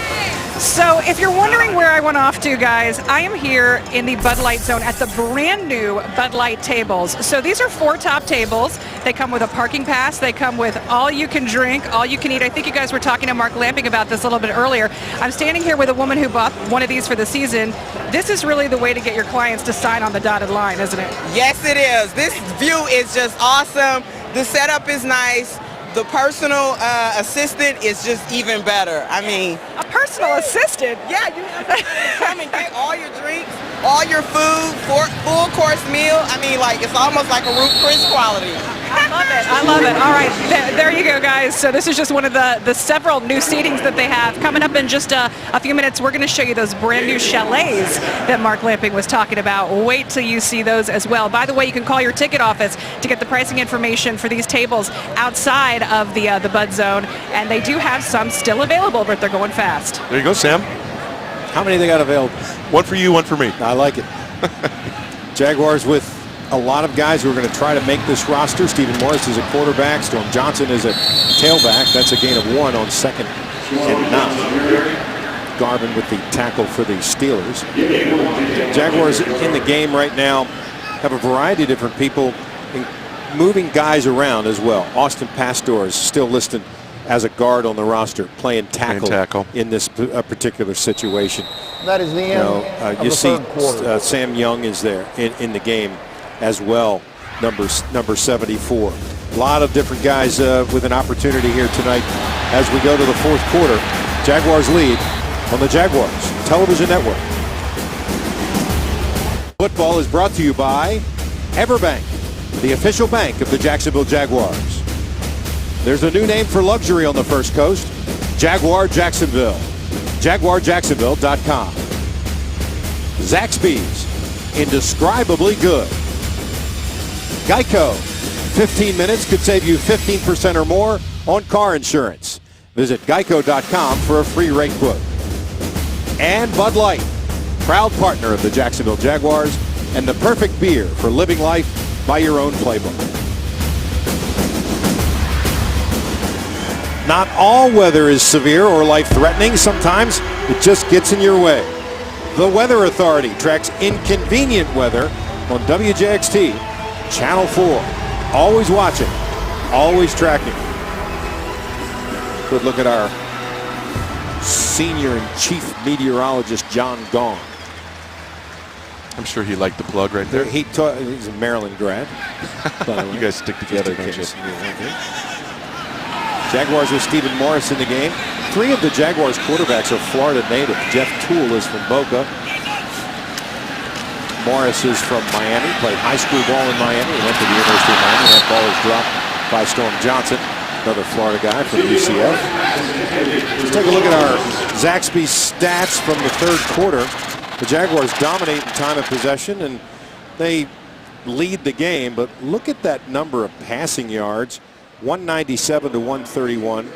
50% on the 3rd down conversions. Yeah, and that's impressive right there. That 3rd down conversion, that shows you that they stayed on the field. They were able to keep drives alive. That's what the Jaguars are going to have to do this year. They did a great job of that in the up to this point of the game. Casey Redford on the punt once again. What a booming, giant kick. Drives the Steelers back to the 13-yard line. Finds a seam, makes a couple of moves. Flag comes in, tackled at the 26-yard line. As Redford just annihilates that ball. When it comes off of there, it sounds like it's going somewhere. Illegal block Kenzel Doe. Receiving team number 44. With the return after a 52-yard down, punt. Timeout. The penalty against the Steelers, and they will take over inside their own 20. We'll be back with the Jaguars leading at 14-42 in the 4th. This is Jaguars. The Jaguars 5K Stadium Challenge is back by popular demand. What a fun run this is. It's Saturday, August 15th. It starts at 5:30 in the evening. Runners enjoy a unique course entirely within and around Everbank Field and the Florida Blue Health and Wellness practice fields. You will also run under the stadium lights. What fun this is if you're a runner or if you're just out there for fun. To get your tickets, go to firstplacesports.com. That's 1stplacesports.com today. Steelers still with Landry Jones in the game. 1st and 10 from the 14th. Jones to throw. That ball is tipped. Comes out. A lot of guys jumping after that as it kind of fluttered into the air. Another opportunity. And again, a nice solid play by Cappy. He's a free agent, Mark, from Akron. He's at the bottom of the depth chart here at this defensive end position, yet he's made 2 very impressive plays. Watch him get around the end on that left tackle. Gets his hand up. Boy, that ball should have been picked. That would have been nice. Great effort by the young free agent. He is excited, man. It looked like a technique film where you come around and you get your hand up in the air and try to get it on the quarterback's arm. Just a real nice play by Cappy. Brings up 2nd and 10. Landry throwing deep, and that ball's well out of bounds. That's not going to be completed, Sam. We throw 5 yards out of bounds. Nick Marshall on the coverage once again. And he was there. It looked like he was good coverage. Pretty solid on there. That's exactly right. When you look down the field like that on 2nd down, Mark, and you see a guy in single coverage, a lot of times you're just going to give him a chance to make a play. You give him a chance, and it all depends on the relationship you have with that receiver. Have you worked with him? Do you trust him? Do you like his speed? Do you like his hands? Is he a guy that you're willing to give a chance? And that happens many times, especially in preseason. You're trying out new things. You're trying to build some trust with your receivers. It's very important to do that. Jones on 3rd and 10 in the shotgun. Looks right. It's a little dump off to the left. Jaguars swing it out and make the play for a loss. Once again, a very solid play by the Jaguar defense as they saw it coming from a lot of different places. A lot of different players there. A loss of 4, and the Jaguars force a punt once again. Well, this is the screenplay, and it looks as if that's John Lotulelei, number 53, does a good job tracking that down. Good job reading the defense, understanding what they wanted to do with that throw. Once again, Ike Igbinosun in on the play as well.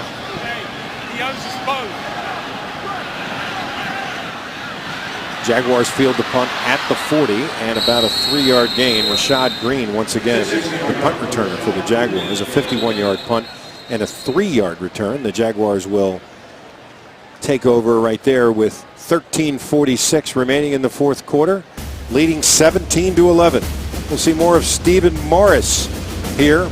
This is Jaguars football. Welcome back, everybody. The Jaguars continue to lead 17-11. You know, right now you're looking at the south end zone, but let me tell you what everybody in this stadium is really taking a hard look at. That's these brand new Terrace Suite chalets. You know, when you go to the players, everybody wants to get inside of a chalet, and now they've brought a little taste of that to right here at Everbank Field. Tim from Ring Power, his friends and family are enjoying this chalet tonight, so you're kind of the envy of everybody here, and you're getting to break this thing in. Yes, we are, and a lot of people think chalets are only for skiing. Incorrect. We're in a tropical environment here, enjoying this chalet. Great food, great service from Megan, our bar attendant, and just a beautiful atmosphere out here in this chalet. All right, and you know, Mark and Sam, if you're wondering, these chalets also come fully stocked, but not only do you get your free food, your free alcohol, your free drinks, you get your own private bartender, Megan, and also somebody that comes and is serving you the food. It comes with 8 tickets, and also you get 4 premium parking passes. Again, they have some of these available for the season, so call up the ticket office because they will help you out. And Tim, I thought you wanted to show off your dance moves. I can. I'll show off my moves. Get the Jumbotron. All right, with that note, back to you guys in the booth. Storm Johnson showing good moves here as he carries twice for 9 yards, a gain of 5 and a gain of 4. That brings up 3rd and 1 for the Jaguars.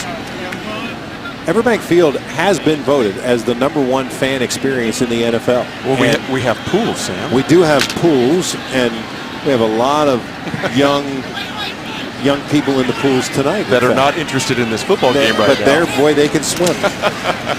Morris with the handoff, and Johnson is stopped before he gets to the line of scrimmage. That'll be a loss of about 2.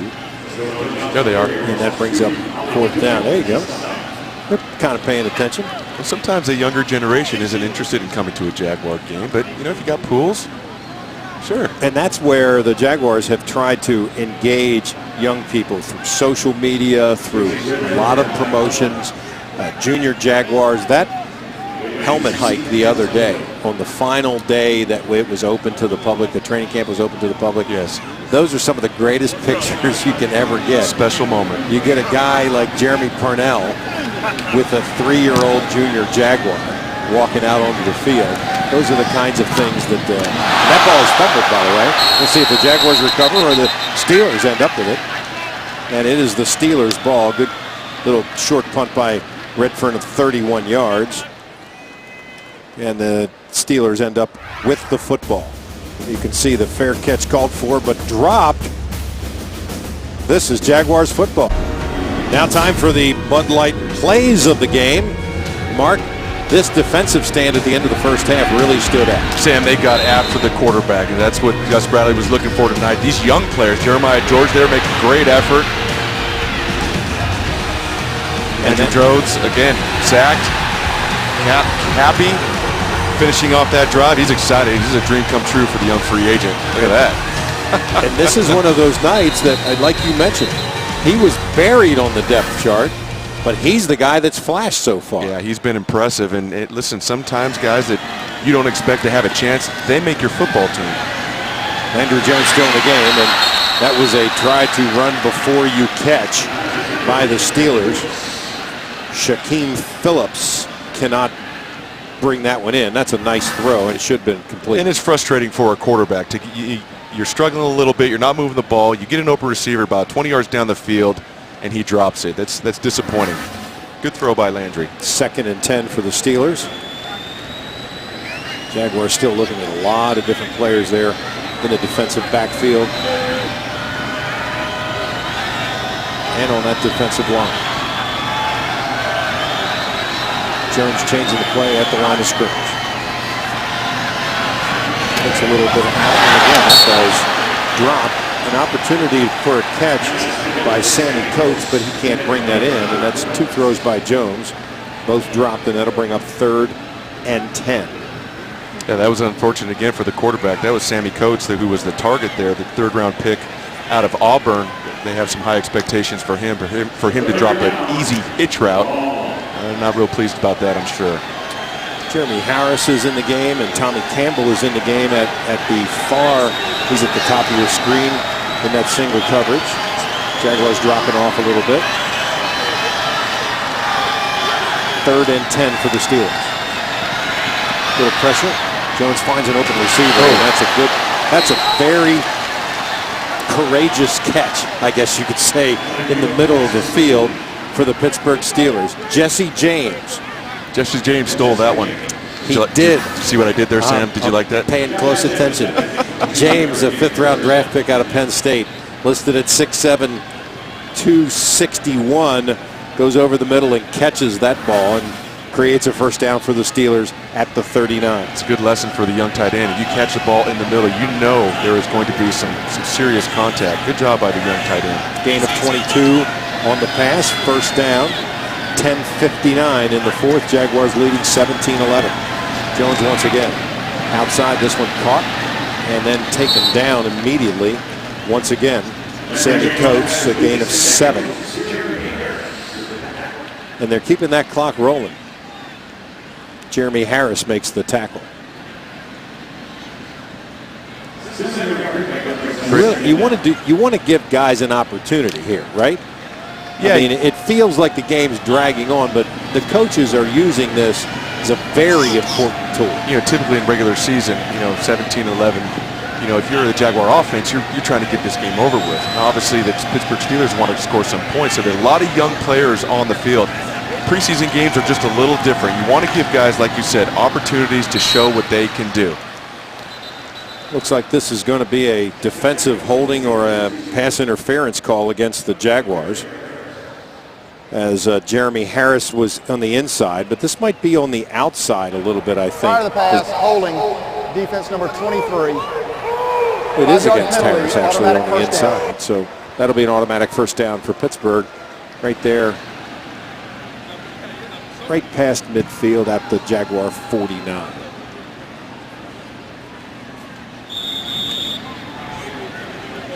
Jaguars have been penalized 8 times tonight for 45 yards. No doubt that'll go on Gus Bradley's note card. Oh, absolutely. He's been writing on that note card all night. It'll be addressed, something that certainly can be cleaned up and will. Steelers 1st and 10 from the 49. Jones with play action, looks deep and throws deep. Coates is there, and that ball was overthrown and incomplete. good coverage by the secondary. Pittsburgh Steelers here are trying to get a post in behind those safeties. A lot of contact. Sammy Coates, again, their third round draft pick, has got a lot of speed. Ball wasn't thrown very well. A little contact at the end. Probably could have called it, but it was thrown over his head, so that is why there was no penalty. Once again, the Jaguars force a 2nd and long, 2nd and 10.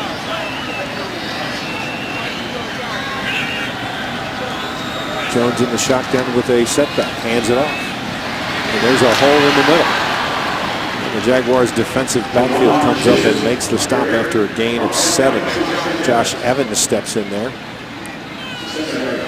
And sometimes that's what you're asking your safety to do, is make sure that if you're the last guy there, make the tackle.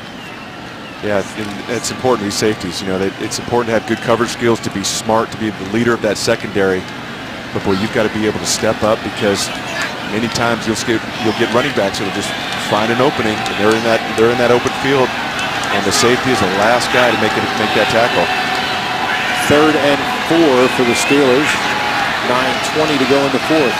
Landry the look, little pressure. Nice solid defensive play, but that will be interference. There it is. You could see that coming over the back. Probably Tommy Campbell will be called here for the interference. Prior to the pass, holding, defense number 29, 5-yard penalty, automatic first down. C.J. Goodwin, only listed as a wide receiver on the Steelers roster, was the intended receiver. He tried to avoid the receiver there and just jump over his back, but there's just a little contact. Then he had a handful of jersey. Yeah, that doesn't help either. And that's what the back judge is looking at right there. That's an automatic first down from the Jaguar 37. Jones with an empty backfield. 5 receivers available. Picks the one in the middle, and that's dropped. Another catchable ball thrown by Landry Jones. Shaquem Phillips can't come up with it, and it falls incomplete. Matt Daniels on the coverage for the Jaguars. Well thrown ball, gets it over the linebacker, and this is frustrating, obviously, for him. He's had some drop balls, wants to score some points and move his team, but the receivers are not helping him a whole bunch tonight. 2nd and 10 from the 37. Jones to throw again. Takes the inside route. There will be another interference call against Josh Evans. I'm sorry, against Jeremy Harris. Yeah, he's trying to argue that one. There's no arguing. There was some contact before the pass, holding, before the ball got there. Defense number 23. 5-yard he's all penalty, over him. automatic Goodness. first down. What do you mean? What are you talking about? What do you mean I didn't have him by the jersey? Another automatic first down for the Steelers at the 32. Just not looking too happy right there. 9:06 remaining. Jaguars lead 17-11. And Jones with a 3 bunch on the left and a single setback in the shotgun. Jaguars bring some pressure. Throws it deep. And that falls incomplete. A little bit of a broken play. Tommy Campbell there on the defensive stop.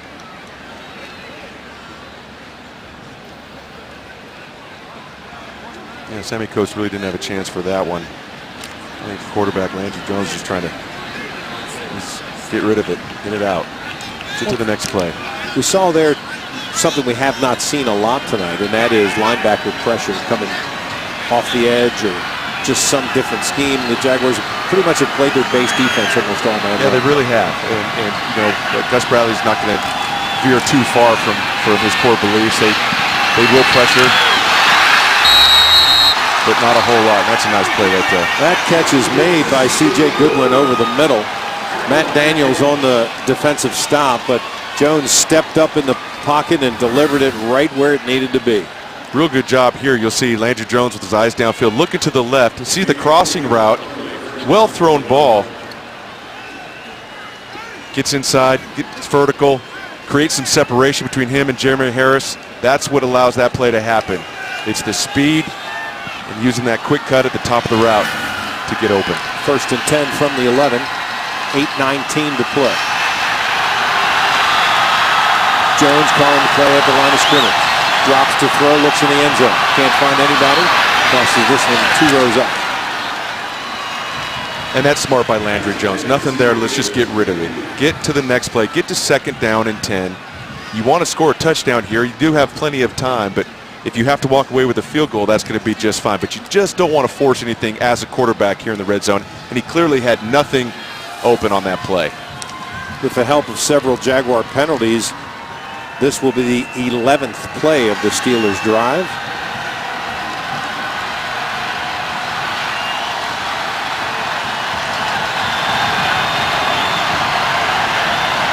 And he puts 5 in the pattern.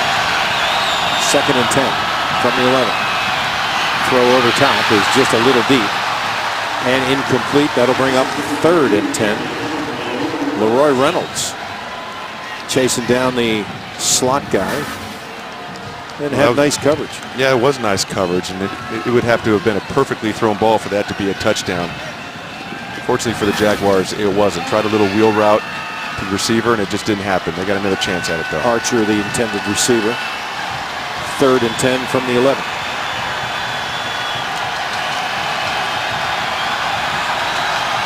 This is big, Sam. It's a pretty solid test for a lot of these guys here in a big situation. Great opportunity to rise to the occasion. Jones to throw into the end zone. That ball should be picked off or knocked down, and is. Very solid play there by Jeremy Harris. Saw the play coming, had his guy, and just waited, made sure that nobody, either he caught it or nobody caught it. Yeah, it wasn't a very well thrown ball. If anything, it should have been in the back corner of the end zone. Good job on the defense, by the defense on that. You see Landry look to the right. He's just got to put more on this ball. This should have been intercepted if not for the efforts of the wide receiver. They're knocking that one out. That's one of those that you, as quarterbacks like to say, you got to put a little more air under it. Put a little more air, get it out there. Do not get the DB, give the DB a chance to intercept that. 29-yard field goal is good. And the Steelers now get 14 points, trail by 3. 7:54 remaining in Jacksonville. Jaguars up. This is Jaguars football. Here's tonight's Everbank Catch of the Game. Register for the Everbank Catch for the Card contest at jaguars.com/jagscard. No purchase required to enter or win. The catch of the game, the 31-yard reception by Clay Harbor. And as much as he enjoyed that, he will talk about the one he dropped this week. Yeah, he will. He'd want that one back, of course. But what I liked about it, as we talked about earlier, once he had that drop, that crossing route from Blake Bortles, they got the ball right to him, and again, obviously on that touchdown. Clay Harbor, he's a good blocker, good athlete, has very good hands. Will certainly be a good tight end for the Jaguars this season. Jaguars receive the ball in the end zone, bring it out. Still Johnson fumbles and falls in it, but let's see. It looks like the Steelers have recovered, and yes, they have. Johnson going down, lost the handle, and the Steelers will get the ball back. Recovered by Sammy Coates. And they'll have an opportunity to take the lead here with 7:46 remaining.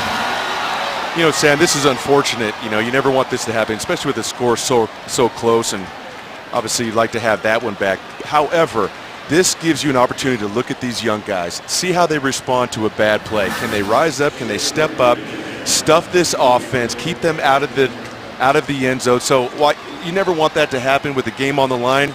It is a good test for these young players. Jaguars sent virtually all the same guys back into the game. Eric Kroom, a free agent from Syracuse, is getting an opportunity there. He wears number 94. We've seen Michael Bennett in the game, the 6th-round pick out of Ohio State. Landry Jones still the quarterback. A handoff and flag down, usually in the area where they call holding. But once again, Juwan Chisholm getting a good workout here in the second half.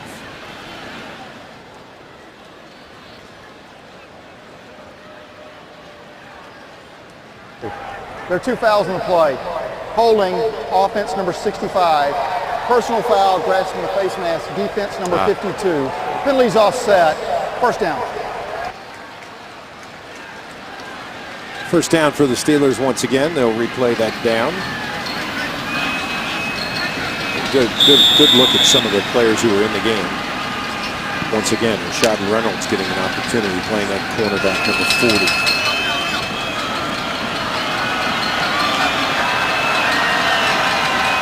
Michael Bennett came through the screen there, number 96. Andrew Jones changing the formation. And drops to throw. Man in the flat. Missed tackle and pushed out of bounds. That's Roosevelt Nix. Stopped by Fort. Gain of 6.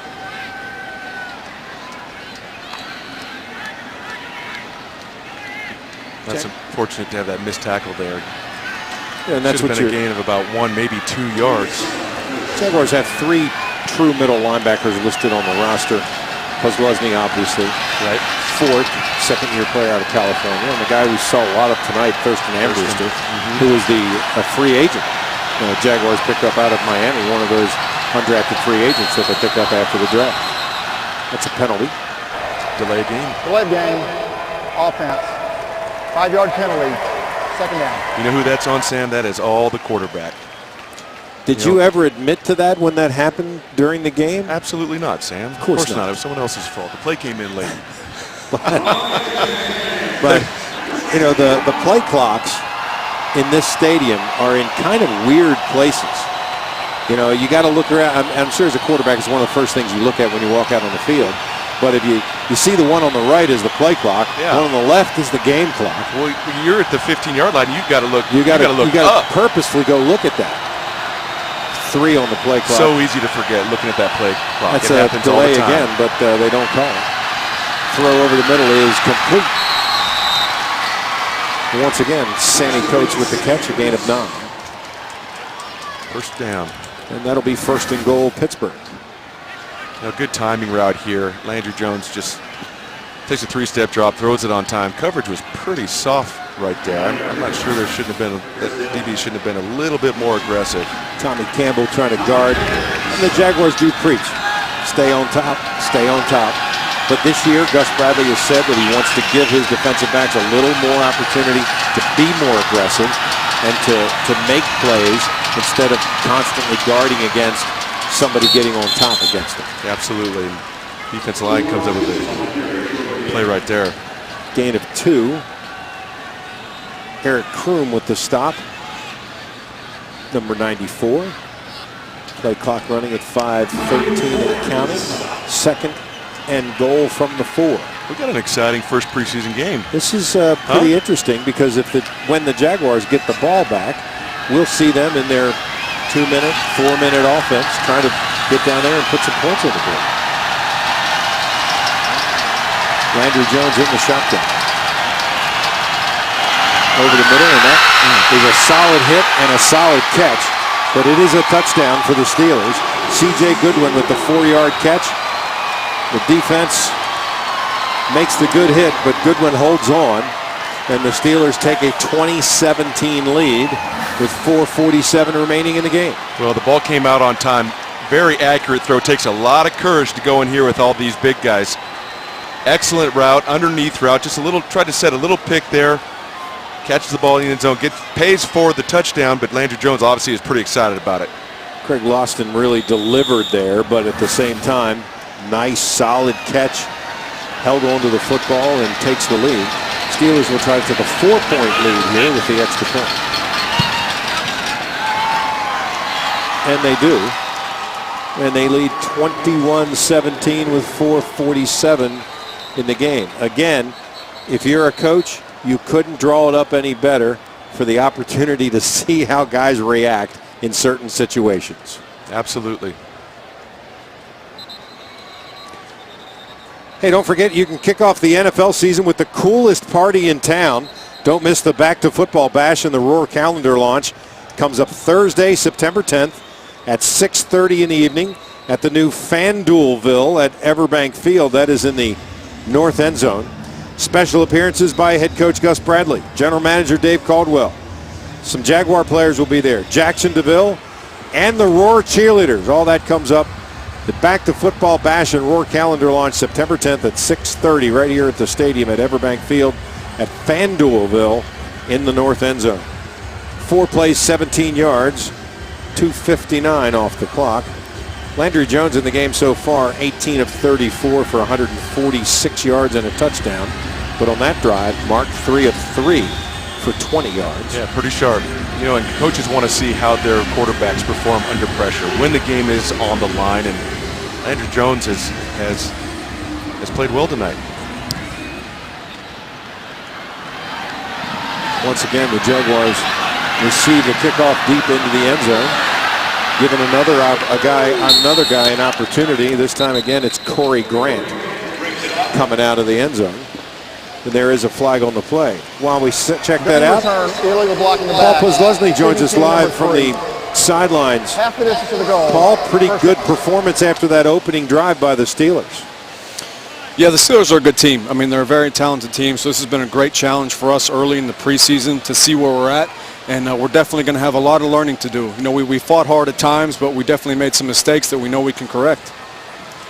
You know, Paul, I wanted to ask you, what's one thing, what jumps out at you where this defense really needs to improve? If you could just say one thing that needs to improve from last year to this year, what would it be, Puz? Minimizing the big plays. That's definitely what we need to do. If it's our job to stay on top of the defense and not let them make the easy throws and the easy throw and catches. That's what we need to do. We need to minimize the big plays. I know that Gus Bradley has said that he wants to have the defensive backs not be so conscious of always staying on top, But there is that fine line between being aggressive and making sure a guy doesn't get behind you. Absolutely, and we put our corners in a tough spot. You know, we give them a challenge every day to say, hey, you're going to be one-on-one with the guy a lot of times, and we want you to make plays on the football, but we also want you to stay on top of the defense and try to limit the explosive plays. So we have guys that we know we have a lot of confidence in. We know they can do the job. We just have to continue to work at it. Plus, physically, how are you feeling right now at this point of the season? Obviously, it's really early in preseason, and how are you physically? Really good, really good this time around. I think the coaches are doing a great job of taking care of us in practice. When it's time to work hard, we work hard. When it's time to rest, we get that time off as well. So physically, I feel really good right now. And for you, Paul, an opportunity to be back in the game, be back on the field. Yeah, it's very exciting. You know, it's been too long. It's been too long since I've had a chance to play football and play in front of this crowd and this field. So I was really excited to get out there with the guys and run around for a little bit. When we met with Paul earlier today, Mark asked him, how much longer are you going to do this? Because this is your 10th year in the league, right? Going into my ninth year in the league, and your answer was? I want to play as long as I can. I love this game, love being a part of this team. I want to do it for as long as I can. Paul, thank you so much. Stay healthy, and we'll see you soon. Thank you. Thanks for having me on. Thank you. Paul Posluszny on the sidelines as Stephen Morris is driving the Jaguars down. Corey Grant has had a couple of nice catches and nice runs, and Morris has a lot of room to roam here. There'll be a holding call behind him, though, as he steps out of bounds at about the 23-yard line. 3:29 to play. Jaguars down by 4, 21-17. First down. We were talking to Puz and missed some pretty big plays. Some Stephen good Morris solid, getting them down the field quickly. Morris with a couple of dumps there, and Grant, really, as you mentioned, he is a guy that has just speed to burn. And every time you see him touch the football, you think this could go. Yeah, he's a good quarterback, very athletic. He can use his legs, uses his legs to his advantage. Tough to defend. He's got a strong arm, and he can run that football. Morris dropping to throw under pressure. Nice throw over the middle, but a little bit too high there in the middle of the field. That's Connor Hamlet, the free agent from Oregon State. Hamlet's 6'7". Tough to throw over his head. but a little bit deep for him. Morris signed with the Jaguars as a rookie free agent. The Jaguars probably will keep 2 quarterbacks on the roster. They brought Jeff Toole in who has some familiarity, having played in Buffalo. Doug Marrone, the offensive line coach, was his head coach, so they know his capabilities. Boy, there's a good play, but a very tough ball to catch there over the middle. And they throw a flag. Really nice attempt there by Casey Kloss to make the catch. Well, he took a shot there. And you're willing to do that. That's what coaches are looking for. Are you willing to do that? Yeah, very few Personal receivers. Foul, defense number 31, illegal contact above the shoulders to defenseless player. 15-yard penalty, automatic first down. Automatic first down for the Jaguars. Kloss, by the way, is a free agent from Portland State. You'd never think that the Jaguars had two players from Portland State on the team, the other one being Julius Thomas. Yeah, what I was saying is that very few receivers are interested in going in the middle. Casey Kloss trying to make this football team is willing to sacrifice his body and make that catch. Not well thrown, but there was an opportunity there. Morris with room to run. There's a big flag way over here away from the play. We'll see what that call is as Morris runs out of bounds. 3:11 to play. Jaguars down by 4. Holding, defense number 42. 5-yard penalty added to the end of the run. Automatic first down. The call is against Jordan Sullen, the safety, number 42. The Jaguars have it 1st and 10 from just inside the 15. And Sam, with 3 minutes and 11 seconds left, there's plenty of time. No need to rush. In fact, take your time here. Yeah, you score quickly here. You're giving them an awful lot of time to move that ball, and Landry Jones has shown he can do that tonight. Morris to look, pump fake, throws it to the end zone. That's a flag. Should be a flag, and is. Jaguars looking at that opportunity right there as Damian Copeland tried to turn and face his quarterback. 42, the foul occurred in the end zone. The ball will be placed at the 1-yard line. Automatic first down. First down for the Jaguars at the 1. Well, you're going to see Copeland here just get pulled back from behind. It's funny how DBs complain about those penalty calls. It was clearly obvious to everyone, not only in this booth but in this whole stadium, that was a penalty, and yet he complains to the official. Second consecutive play that Sullivan has called. The Jaguars are 1st and goal from the 1. Morris trips, rolls right. He does have a man. That ball is clipped around and does not get caught or intercepted. Connor Hamlet, the intended receiver. You know, a better thrown ball here is a touchdown for Connor Hamlet. Steven threw it a little bit too inside and got tipped. Credit to Steven, he gets up after falling down, but you'll see he's got an open receiver. He throws it behind Connor. That's an easy touchdown. He's got to be frustrated with the lack of accuracy there.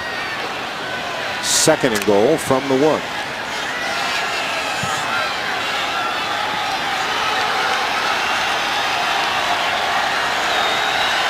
Morris with a lone setback next to him. That's Storm Johnson. The throw is incomplete as he tried to get the ball into Brian Walters. And that'll bring up 3rd down. It looks like Kevin Fogg was on the defense there. And this is an excellent play by the DB. Underneath route, puts his hand in there. Could have got called for some contact. Made a good play on the ball and broke up that pass. 3rd and 1.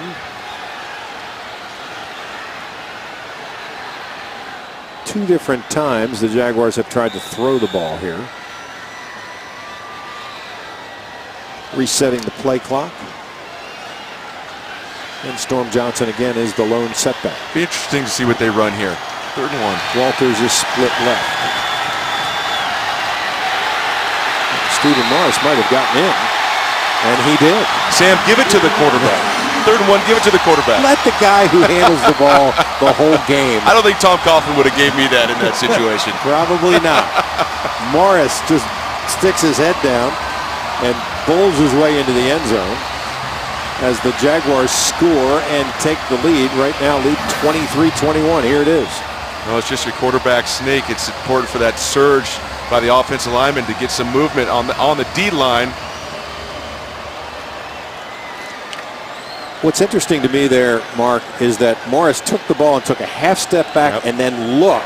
The previous and that's play a different is under review. play than just a standard quarterback. Yeah, it sneak. really is. He's taught to take one step, just a slight pause, find an opening, and surge through that opening. Use your leg strength, get low, cover that ball up, and try to find a gap to where he can score, and he did that very thing.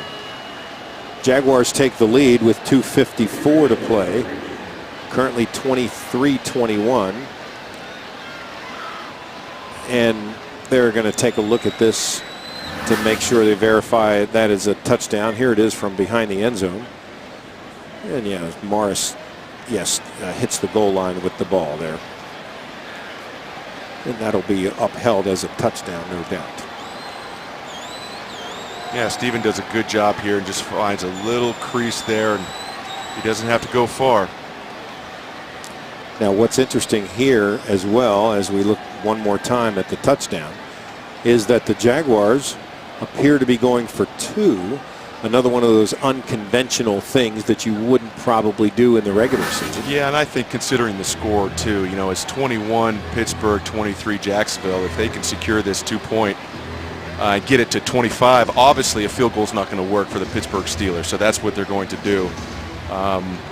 I think it's a smart move by Gus Bradley. Let's get the win. And here's the call. After review, the ruling on the field stands. Touchdown. Touchdown, Stephen Morris from 1 yard out. 9 plays, 92 yards. 3 Pittsburgh penalties added 30 yards on there. Jaguars took 153 off the clock. And the Stephen Morris 1 yard touchdown turns it into a lead for the Jaguars. They'll go for 2 here. That's Storm Johnson to his right.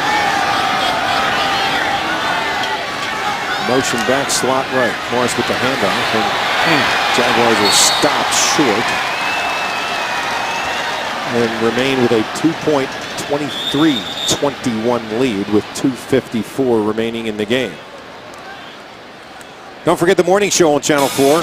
Get a great start to your day, and they won't waste your time. The morning show on Channel 4 makes mornings happen.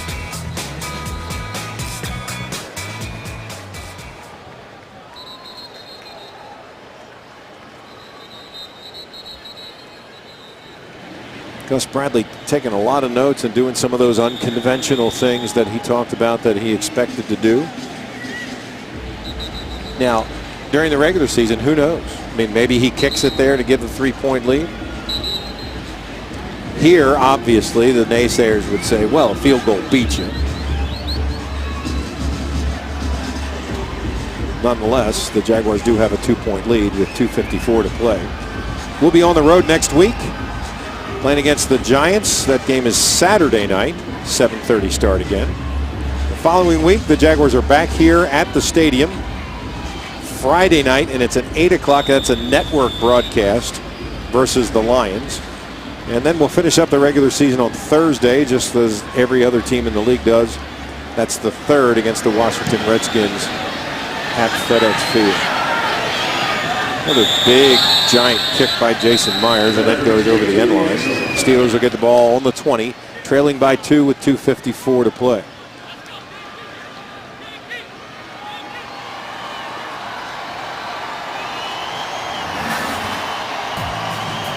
Regular season mark starts the 13th, as the NFL always now starts the Sunday after Labor Day. 2 back-to-back home games. Carolina and Miami. The Dolphins game is the only one that's currently at 4:05 on the roster, on the schedule. Then the Texans game. The Bills game is obviously the London game. That's a 9:30 start. It'll be the first and only, so far, full streaming broadcast by NFL.com. You'll also be able to see that game live, though, on over-the-air broadcast television here in Jacksonville. Steelers get the ball, and on first down, get a first down with a gain of 12. Titans game is a Thursday night. That's an 8:25 start. Chargers find that funny. It's a 1 o'clock start here in town for a broadcast in San Diego. Division game against the Colts, and then they finish up against the Falcons this year on the road. Start. Some winnable games there, Sam. 5-yard penalty. First down. A lot of winnable games. Some challenges there at the end with the Falcons, obviously the Colts, San Diego Chargers, but Jaguars have a lot of, in fact, all of their home games are back-to-back, and one of their home games is played in London. Right. So that takes away from it. They also start with 2 home games and then go on the road for 3 weeks. And if you don't get off to that fast start, that can be difficult on a young team. It's very tough.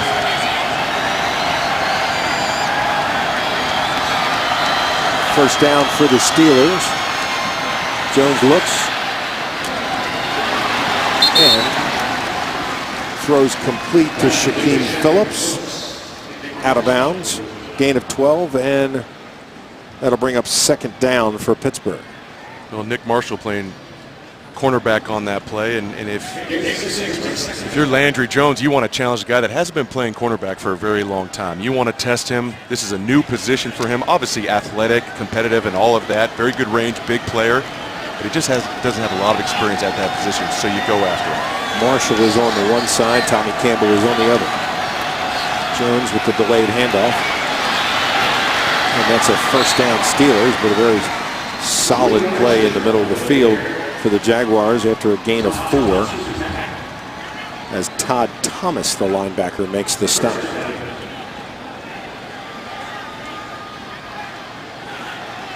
Clock running at 2:03. This will be the last play before the 2-minute warning. Complete and out of bounds with 1:58. That is the 2-minute warning. 2 minutes. Gain of 4. And the 2-minute warning. With 1:58 remaining, the Jaguars lead 23-21 on the Jaguars Television Network. Here, but Blake Bortles seems to be the story of the game, Mark. Yeah, and rightly so. He made some very good plays tonight. You see a completion there. I just like the rhythm that he found himself in. He's eyes downfield, finds the open receivers, on time, accurate, made some plays with his legs. Everything that we hope to see tonight from Blake Bortles, we saw. The one thing that he has developed, and you have to have this as a quarterback in this league, is that internal clock. You really do, especially if you were sacked 55 times last year. You got to know you've got to get that football out. And you can't be looking around. No, you can't. And the last thing you think about is the pass rush. Your eyes need to be focused downfield, getting the ball out on time, trusting that offensive line. Listen, the protection is going to be better. It has to be. Better group of guys up front, so we can expect better things, not only from that line, but from Blake Bortles, because the protection will be improved. Steelers with the football, 2nd and 10 from the 46. I'm sorry, 3rd and 6. A throw over the middle, and that'll be short, right near midfield. And we'll see if that ball is blown dead. This play's still going. Oh, now it's not. blown dead. Now they blow the whistle.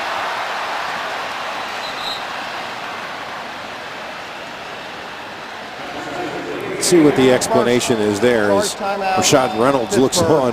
30-second timeout. The Steelers called timeout as that play was stopped. The run has forced Frogger from stopped prior to losing control. Well, it's 3rd and 6 here, and they're trying to get some of it back. Good stop. And they called forward tackle. Progress there, and down he went. And this is a smart timeout by the Steelers. 4th down, game is on the line. They've got to convert this. Big play for the Jaguar defense. Steelers are 3 of 13 on 3rd down. Jaguars, by the way, 6 of 13 on 3rd down in the game. That's impressive. That's impressive. That is a giant leap forward. It really is. I know it's preseason, but listen, those guys have done what they've been asked to do. Stay on the field, keep drives alive. Good job on 3rd down tonight. Another great situation for the coaches here. 4th and 2 near midfield. Steelers with 3 in the pattern. Jones to throw. Ball is tipped over the middle and incomplete. Well, and the Jaguars will take over with 1:41 remaining and a 2-point lead. You know what? Unless that ball got tipped, which I don't think it did, that was all Landry Jones. He had an open receiver that I believe was going to get the first down. However, that ball sailed on him. They're unable to convert. Todd Thomas and a variety of other Jaguars back there. See a good look at Tommy Campbell there. Jaguars football, and let's see what they decide to do with it. They're going to run some plays here, Mark. Well, you know, here it is again, situational football. Let's keep the ball in our hands, run out the clock, stay in bounds, get first down. Unfortunately, there's a penalty. Or run a touchdown. I'm telling you, that guy is fast. That's a gain of 30 for Corey Grant, who just ran around the corner, but it'll be called back for holding. That's too bad. With 1:32 remaining and a 2-point lead. Yeah, Sam, you call this your 4-minute offense, and obviously there's a lot less than 4 minutes, but there are parameters to your 4-minute offense. You want to keep the ball moving. You want to keep the clock moving. You want to stay in bounds. You can't have any turnovers. You tend not to throw as much because obviously an incomplete pass stops the clock. So we'll see if they could convert a first down. Once they do, this game is over. 13th penalty on the Jaguars for 82 yards. That's too many, Sam. Absolutely, that'll be on Gus's list. Jaguars in a run formation, and Morris with play action. Sends guys downfield. Looks over the middle and can't quite, again, find a receiver. A little bit behind Nick Jacobs there. Yeah, that's unfortunate. We just talked about it. The clock stops. You want this game over with. I'm not so sure it would have been smarter for Steven to run it, stay in bounds, keep that clock moving, instead of trying to force a pass in there that wasn't going to get you much anyway.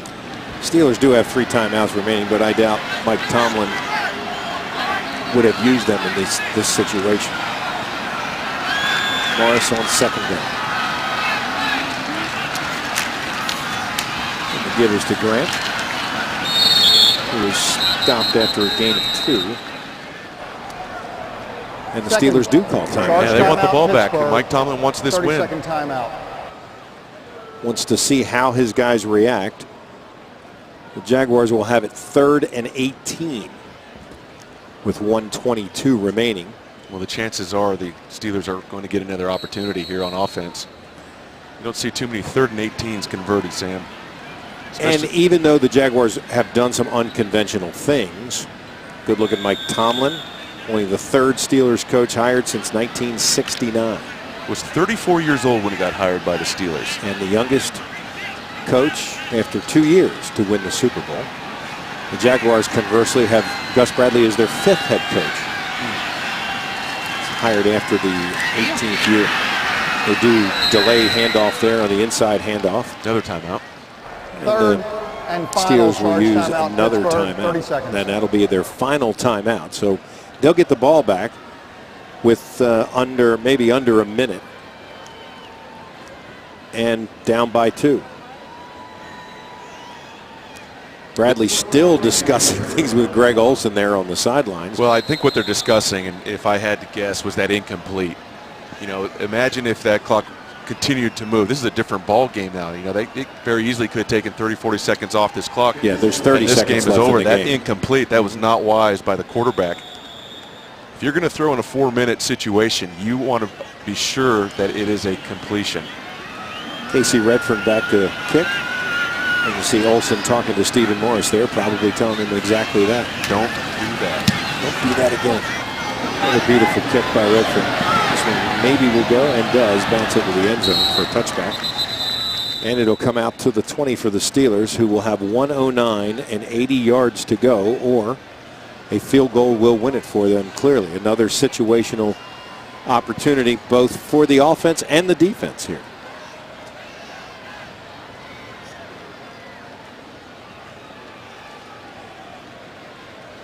Looks like one of those guys is going to step on the field. Desmond Cooper, former Bowles High School standout. Young man here to play locally for Corky Rogers. And it could be an opportunity for your friend Garrett Hartley. Yes, it could. Most of the time, I wanted Garrett to make those field goals. Tonight, I wanted to miss. Steelers with first down from the 20. 4 wide receivers and a single setback. Landry Jones with the ball, looks over the middle. Jaguars will give that up all day long. Absolutely. And not worry about it. Clock keeps moving. No more timeouts.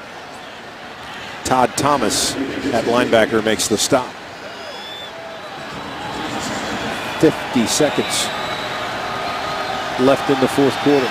Long throw by Jones. Nice solid play. That was very nicely done as the Jaguars defensive backs that step into the game have every opportunity to make a play, and Rashad Reynolds does just that. Boy, he really does, and they got a wide open Sammy Coates there. That ball, well thrown. It's just an excellent play by Rashad. What great effort. Great extension. Exactly what you're looking for in that situation. 3rd down and 4, 46 seconds to play.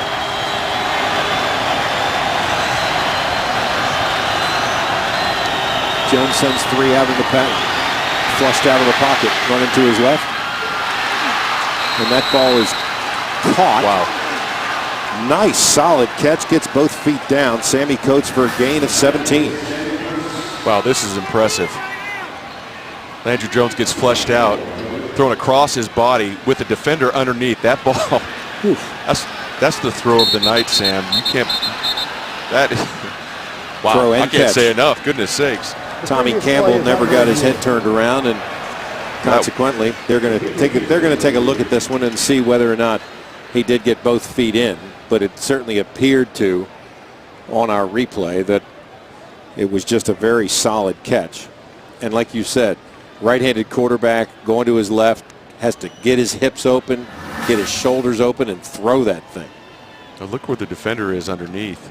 Barely, just almost gets his hand on it. That is a perfectly thrown ball. 1 foot, 2 feet. This shouldn't be a replay. This is an easy one. Does he take it to the ground? That's the question. Oh, that's what they're talking about. Oh, okay. And he looks like he has it. Very solid play by Sammy Coates, who struggled a little bit earlier. There's Todd Haley right there, offensive coordinator. He's liking that.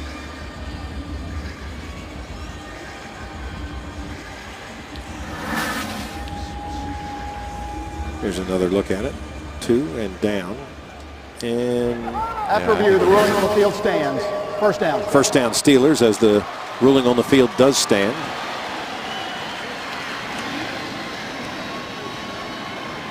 Keeping this game alive. Right. You know, Mark, you get so used to the size of the scoreboards in the stadium that you forget that they're the largest in the world.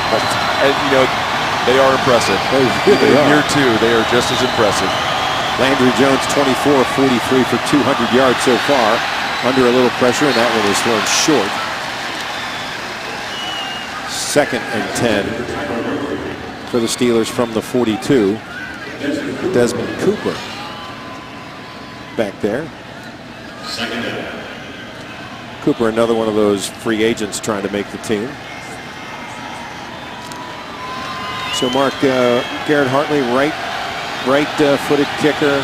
Yes. Your left-handed quarterback didn't make any difference to you, just very smooth and down. Very smooth. Garrett Hartley is a low-maintenance kicker. He just wanted you to get that ball down. Didn't have to be perfect. Did a good job kicking for the Saints that year for the Super Bowl. A little mix-up between Shaquem Phillips and Landry Jones. He thought that Phillips was going to keep coming over the middle, but he stopped. 29 seconds to play, brings up 3rd and 10.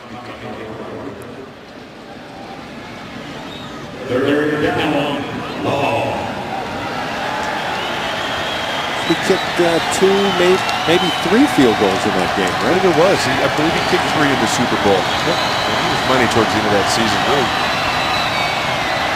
With his field goal in the NFC Championship game, he beat the Vikings with Brett Favre under center. It was a big kick for the Saints. Jones looks over. That ball's tipped at the line of scrimmage. It'll fall incomplete. Nice play there in the center of the line. Get your hands up. Can't get to the quarterback. Get your hands up. Could have been Michael Bennett, the 6th-round pick out of Ohio State. Let's see. Bennett can't get there. He's double teamed. And yeah, sure enough, he gets his hands up in the air. Boy, that's a solid, smart play. By coincidence at this point, Mark, with 23 seconds remaining in the game, both teams have exactly 326 yards of offense. Wow, interesting. Pittsburgh 4 of 15 on 3rd down conversions and 0 for 1 on 4th down. And this could be their final. What a nice solid play once again as the Jaguars come up with a sack on 4th down. Is that Cap Capri? I think it is again. I think it's Cap Capri once again, beats his man and takes him down. I'm telling you, this guy is way down. This guy is buried on the depth chart. and just shows you what you can do when you have that kind of effort in a game. And good for him. This has got to be a dream come true. A free agent out of Akron. Boy, he's excited. What a big game tonight. Good for him. That's absolutely big game for Capri, as you mentioned. The free agent out of Akron, probably listed as the 6th or maybe the 7th guy at that particular position. Cappy with 2 sacks and 3 quarterback hurries in the game. The rookie from Akron, as you mentioned, not real heavy. No. 249, but really showed some speed, some quickness, and some real desire there as the Jaguars let the clock go to 0 and win this game 1 of the preseason against the Steelers. 23-21 is the final. Good look at Blake Bortles and Ben Roethlisberger discussing perhaps what happened in Lake Tahoe when they both were in the golf tournament out there as well. Big night for Bortles. Now time for our Zaxby stats as we take a look here in just a second at what happened. As I mentioned, Mark, over 300 yards of offense for the Jaguars, and that's what we're looking for tonight. Where and what areas do the Jaguars improve in? And clearly offensively, you could see that they had a better idea, a better grasp of what they were trying to do. There's no question. As you see the stats here, obviously we win in the score column, but what I'm really impressed with is this passing yards, 241 right here by the Jaguars. Unfortunately, we did have that 1 turnover, which they got some points off of, but there were some good things that the Jaguars did tonight. Some good players that really stepped up. Once again, our final score, Jaguars 23-21. Jaguars preseason football is produced by Winkler Productions, LLC. It is an exclusive presentation of WJXT, the Jacksonville Jaguars, and the NFL. Our next preseason telecast comes your way a week from tomorrow. It's the Jaguars and the Giants. Coverage begins at 6 o'clock.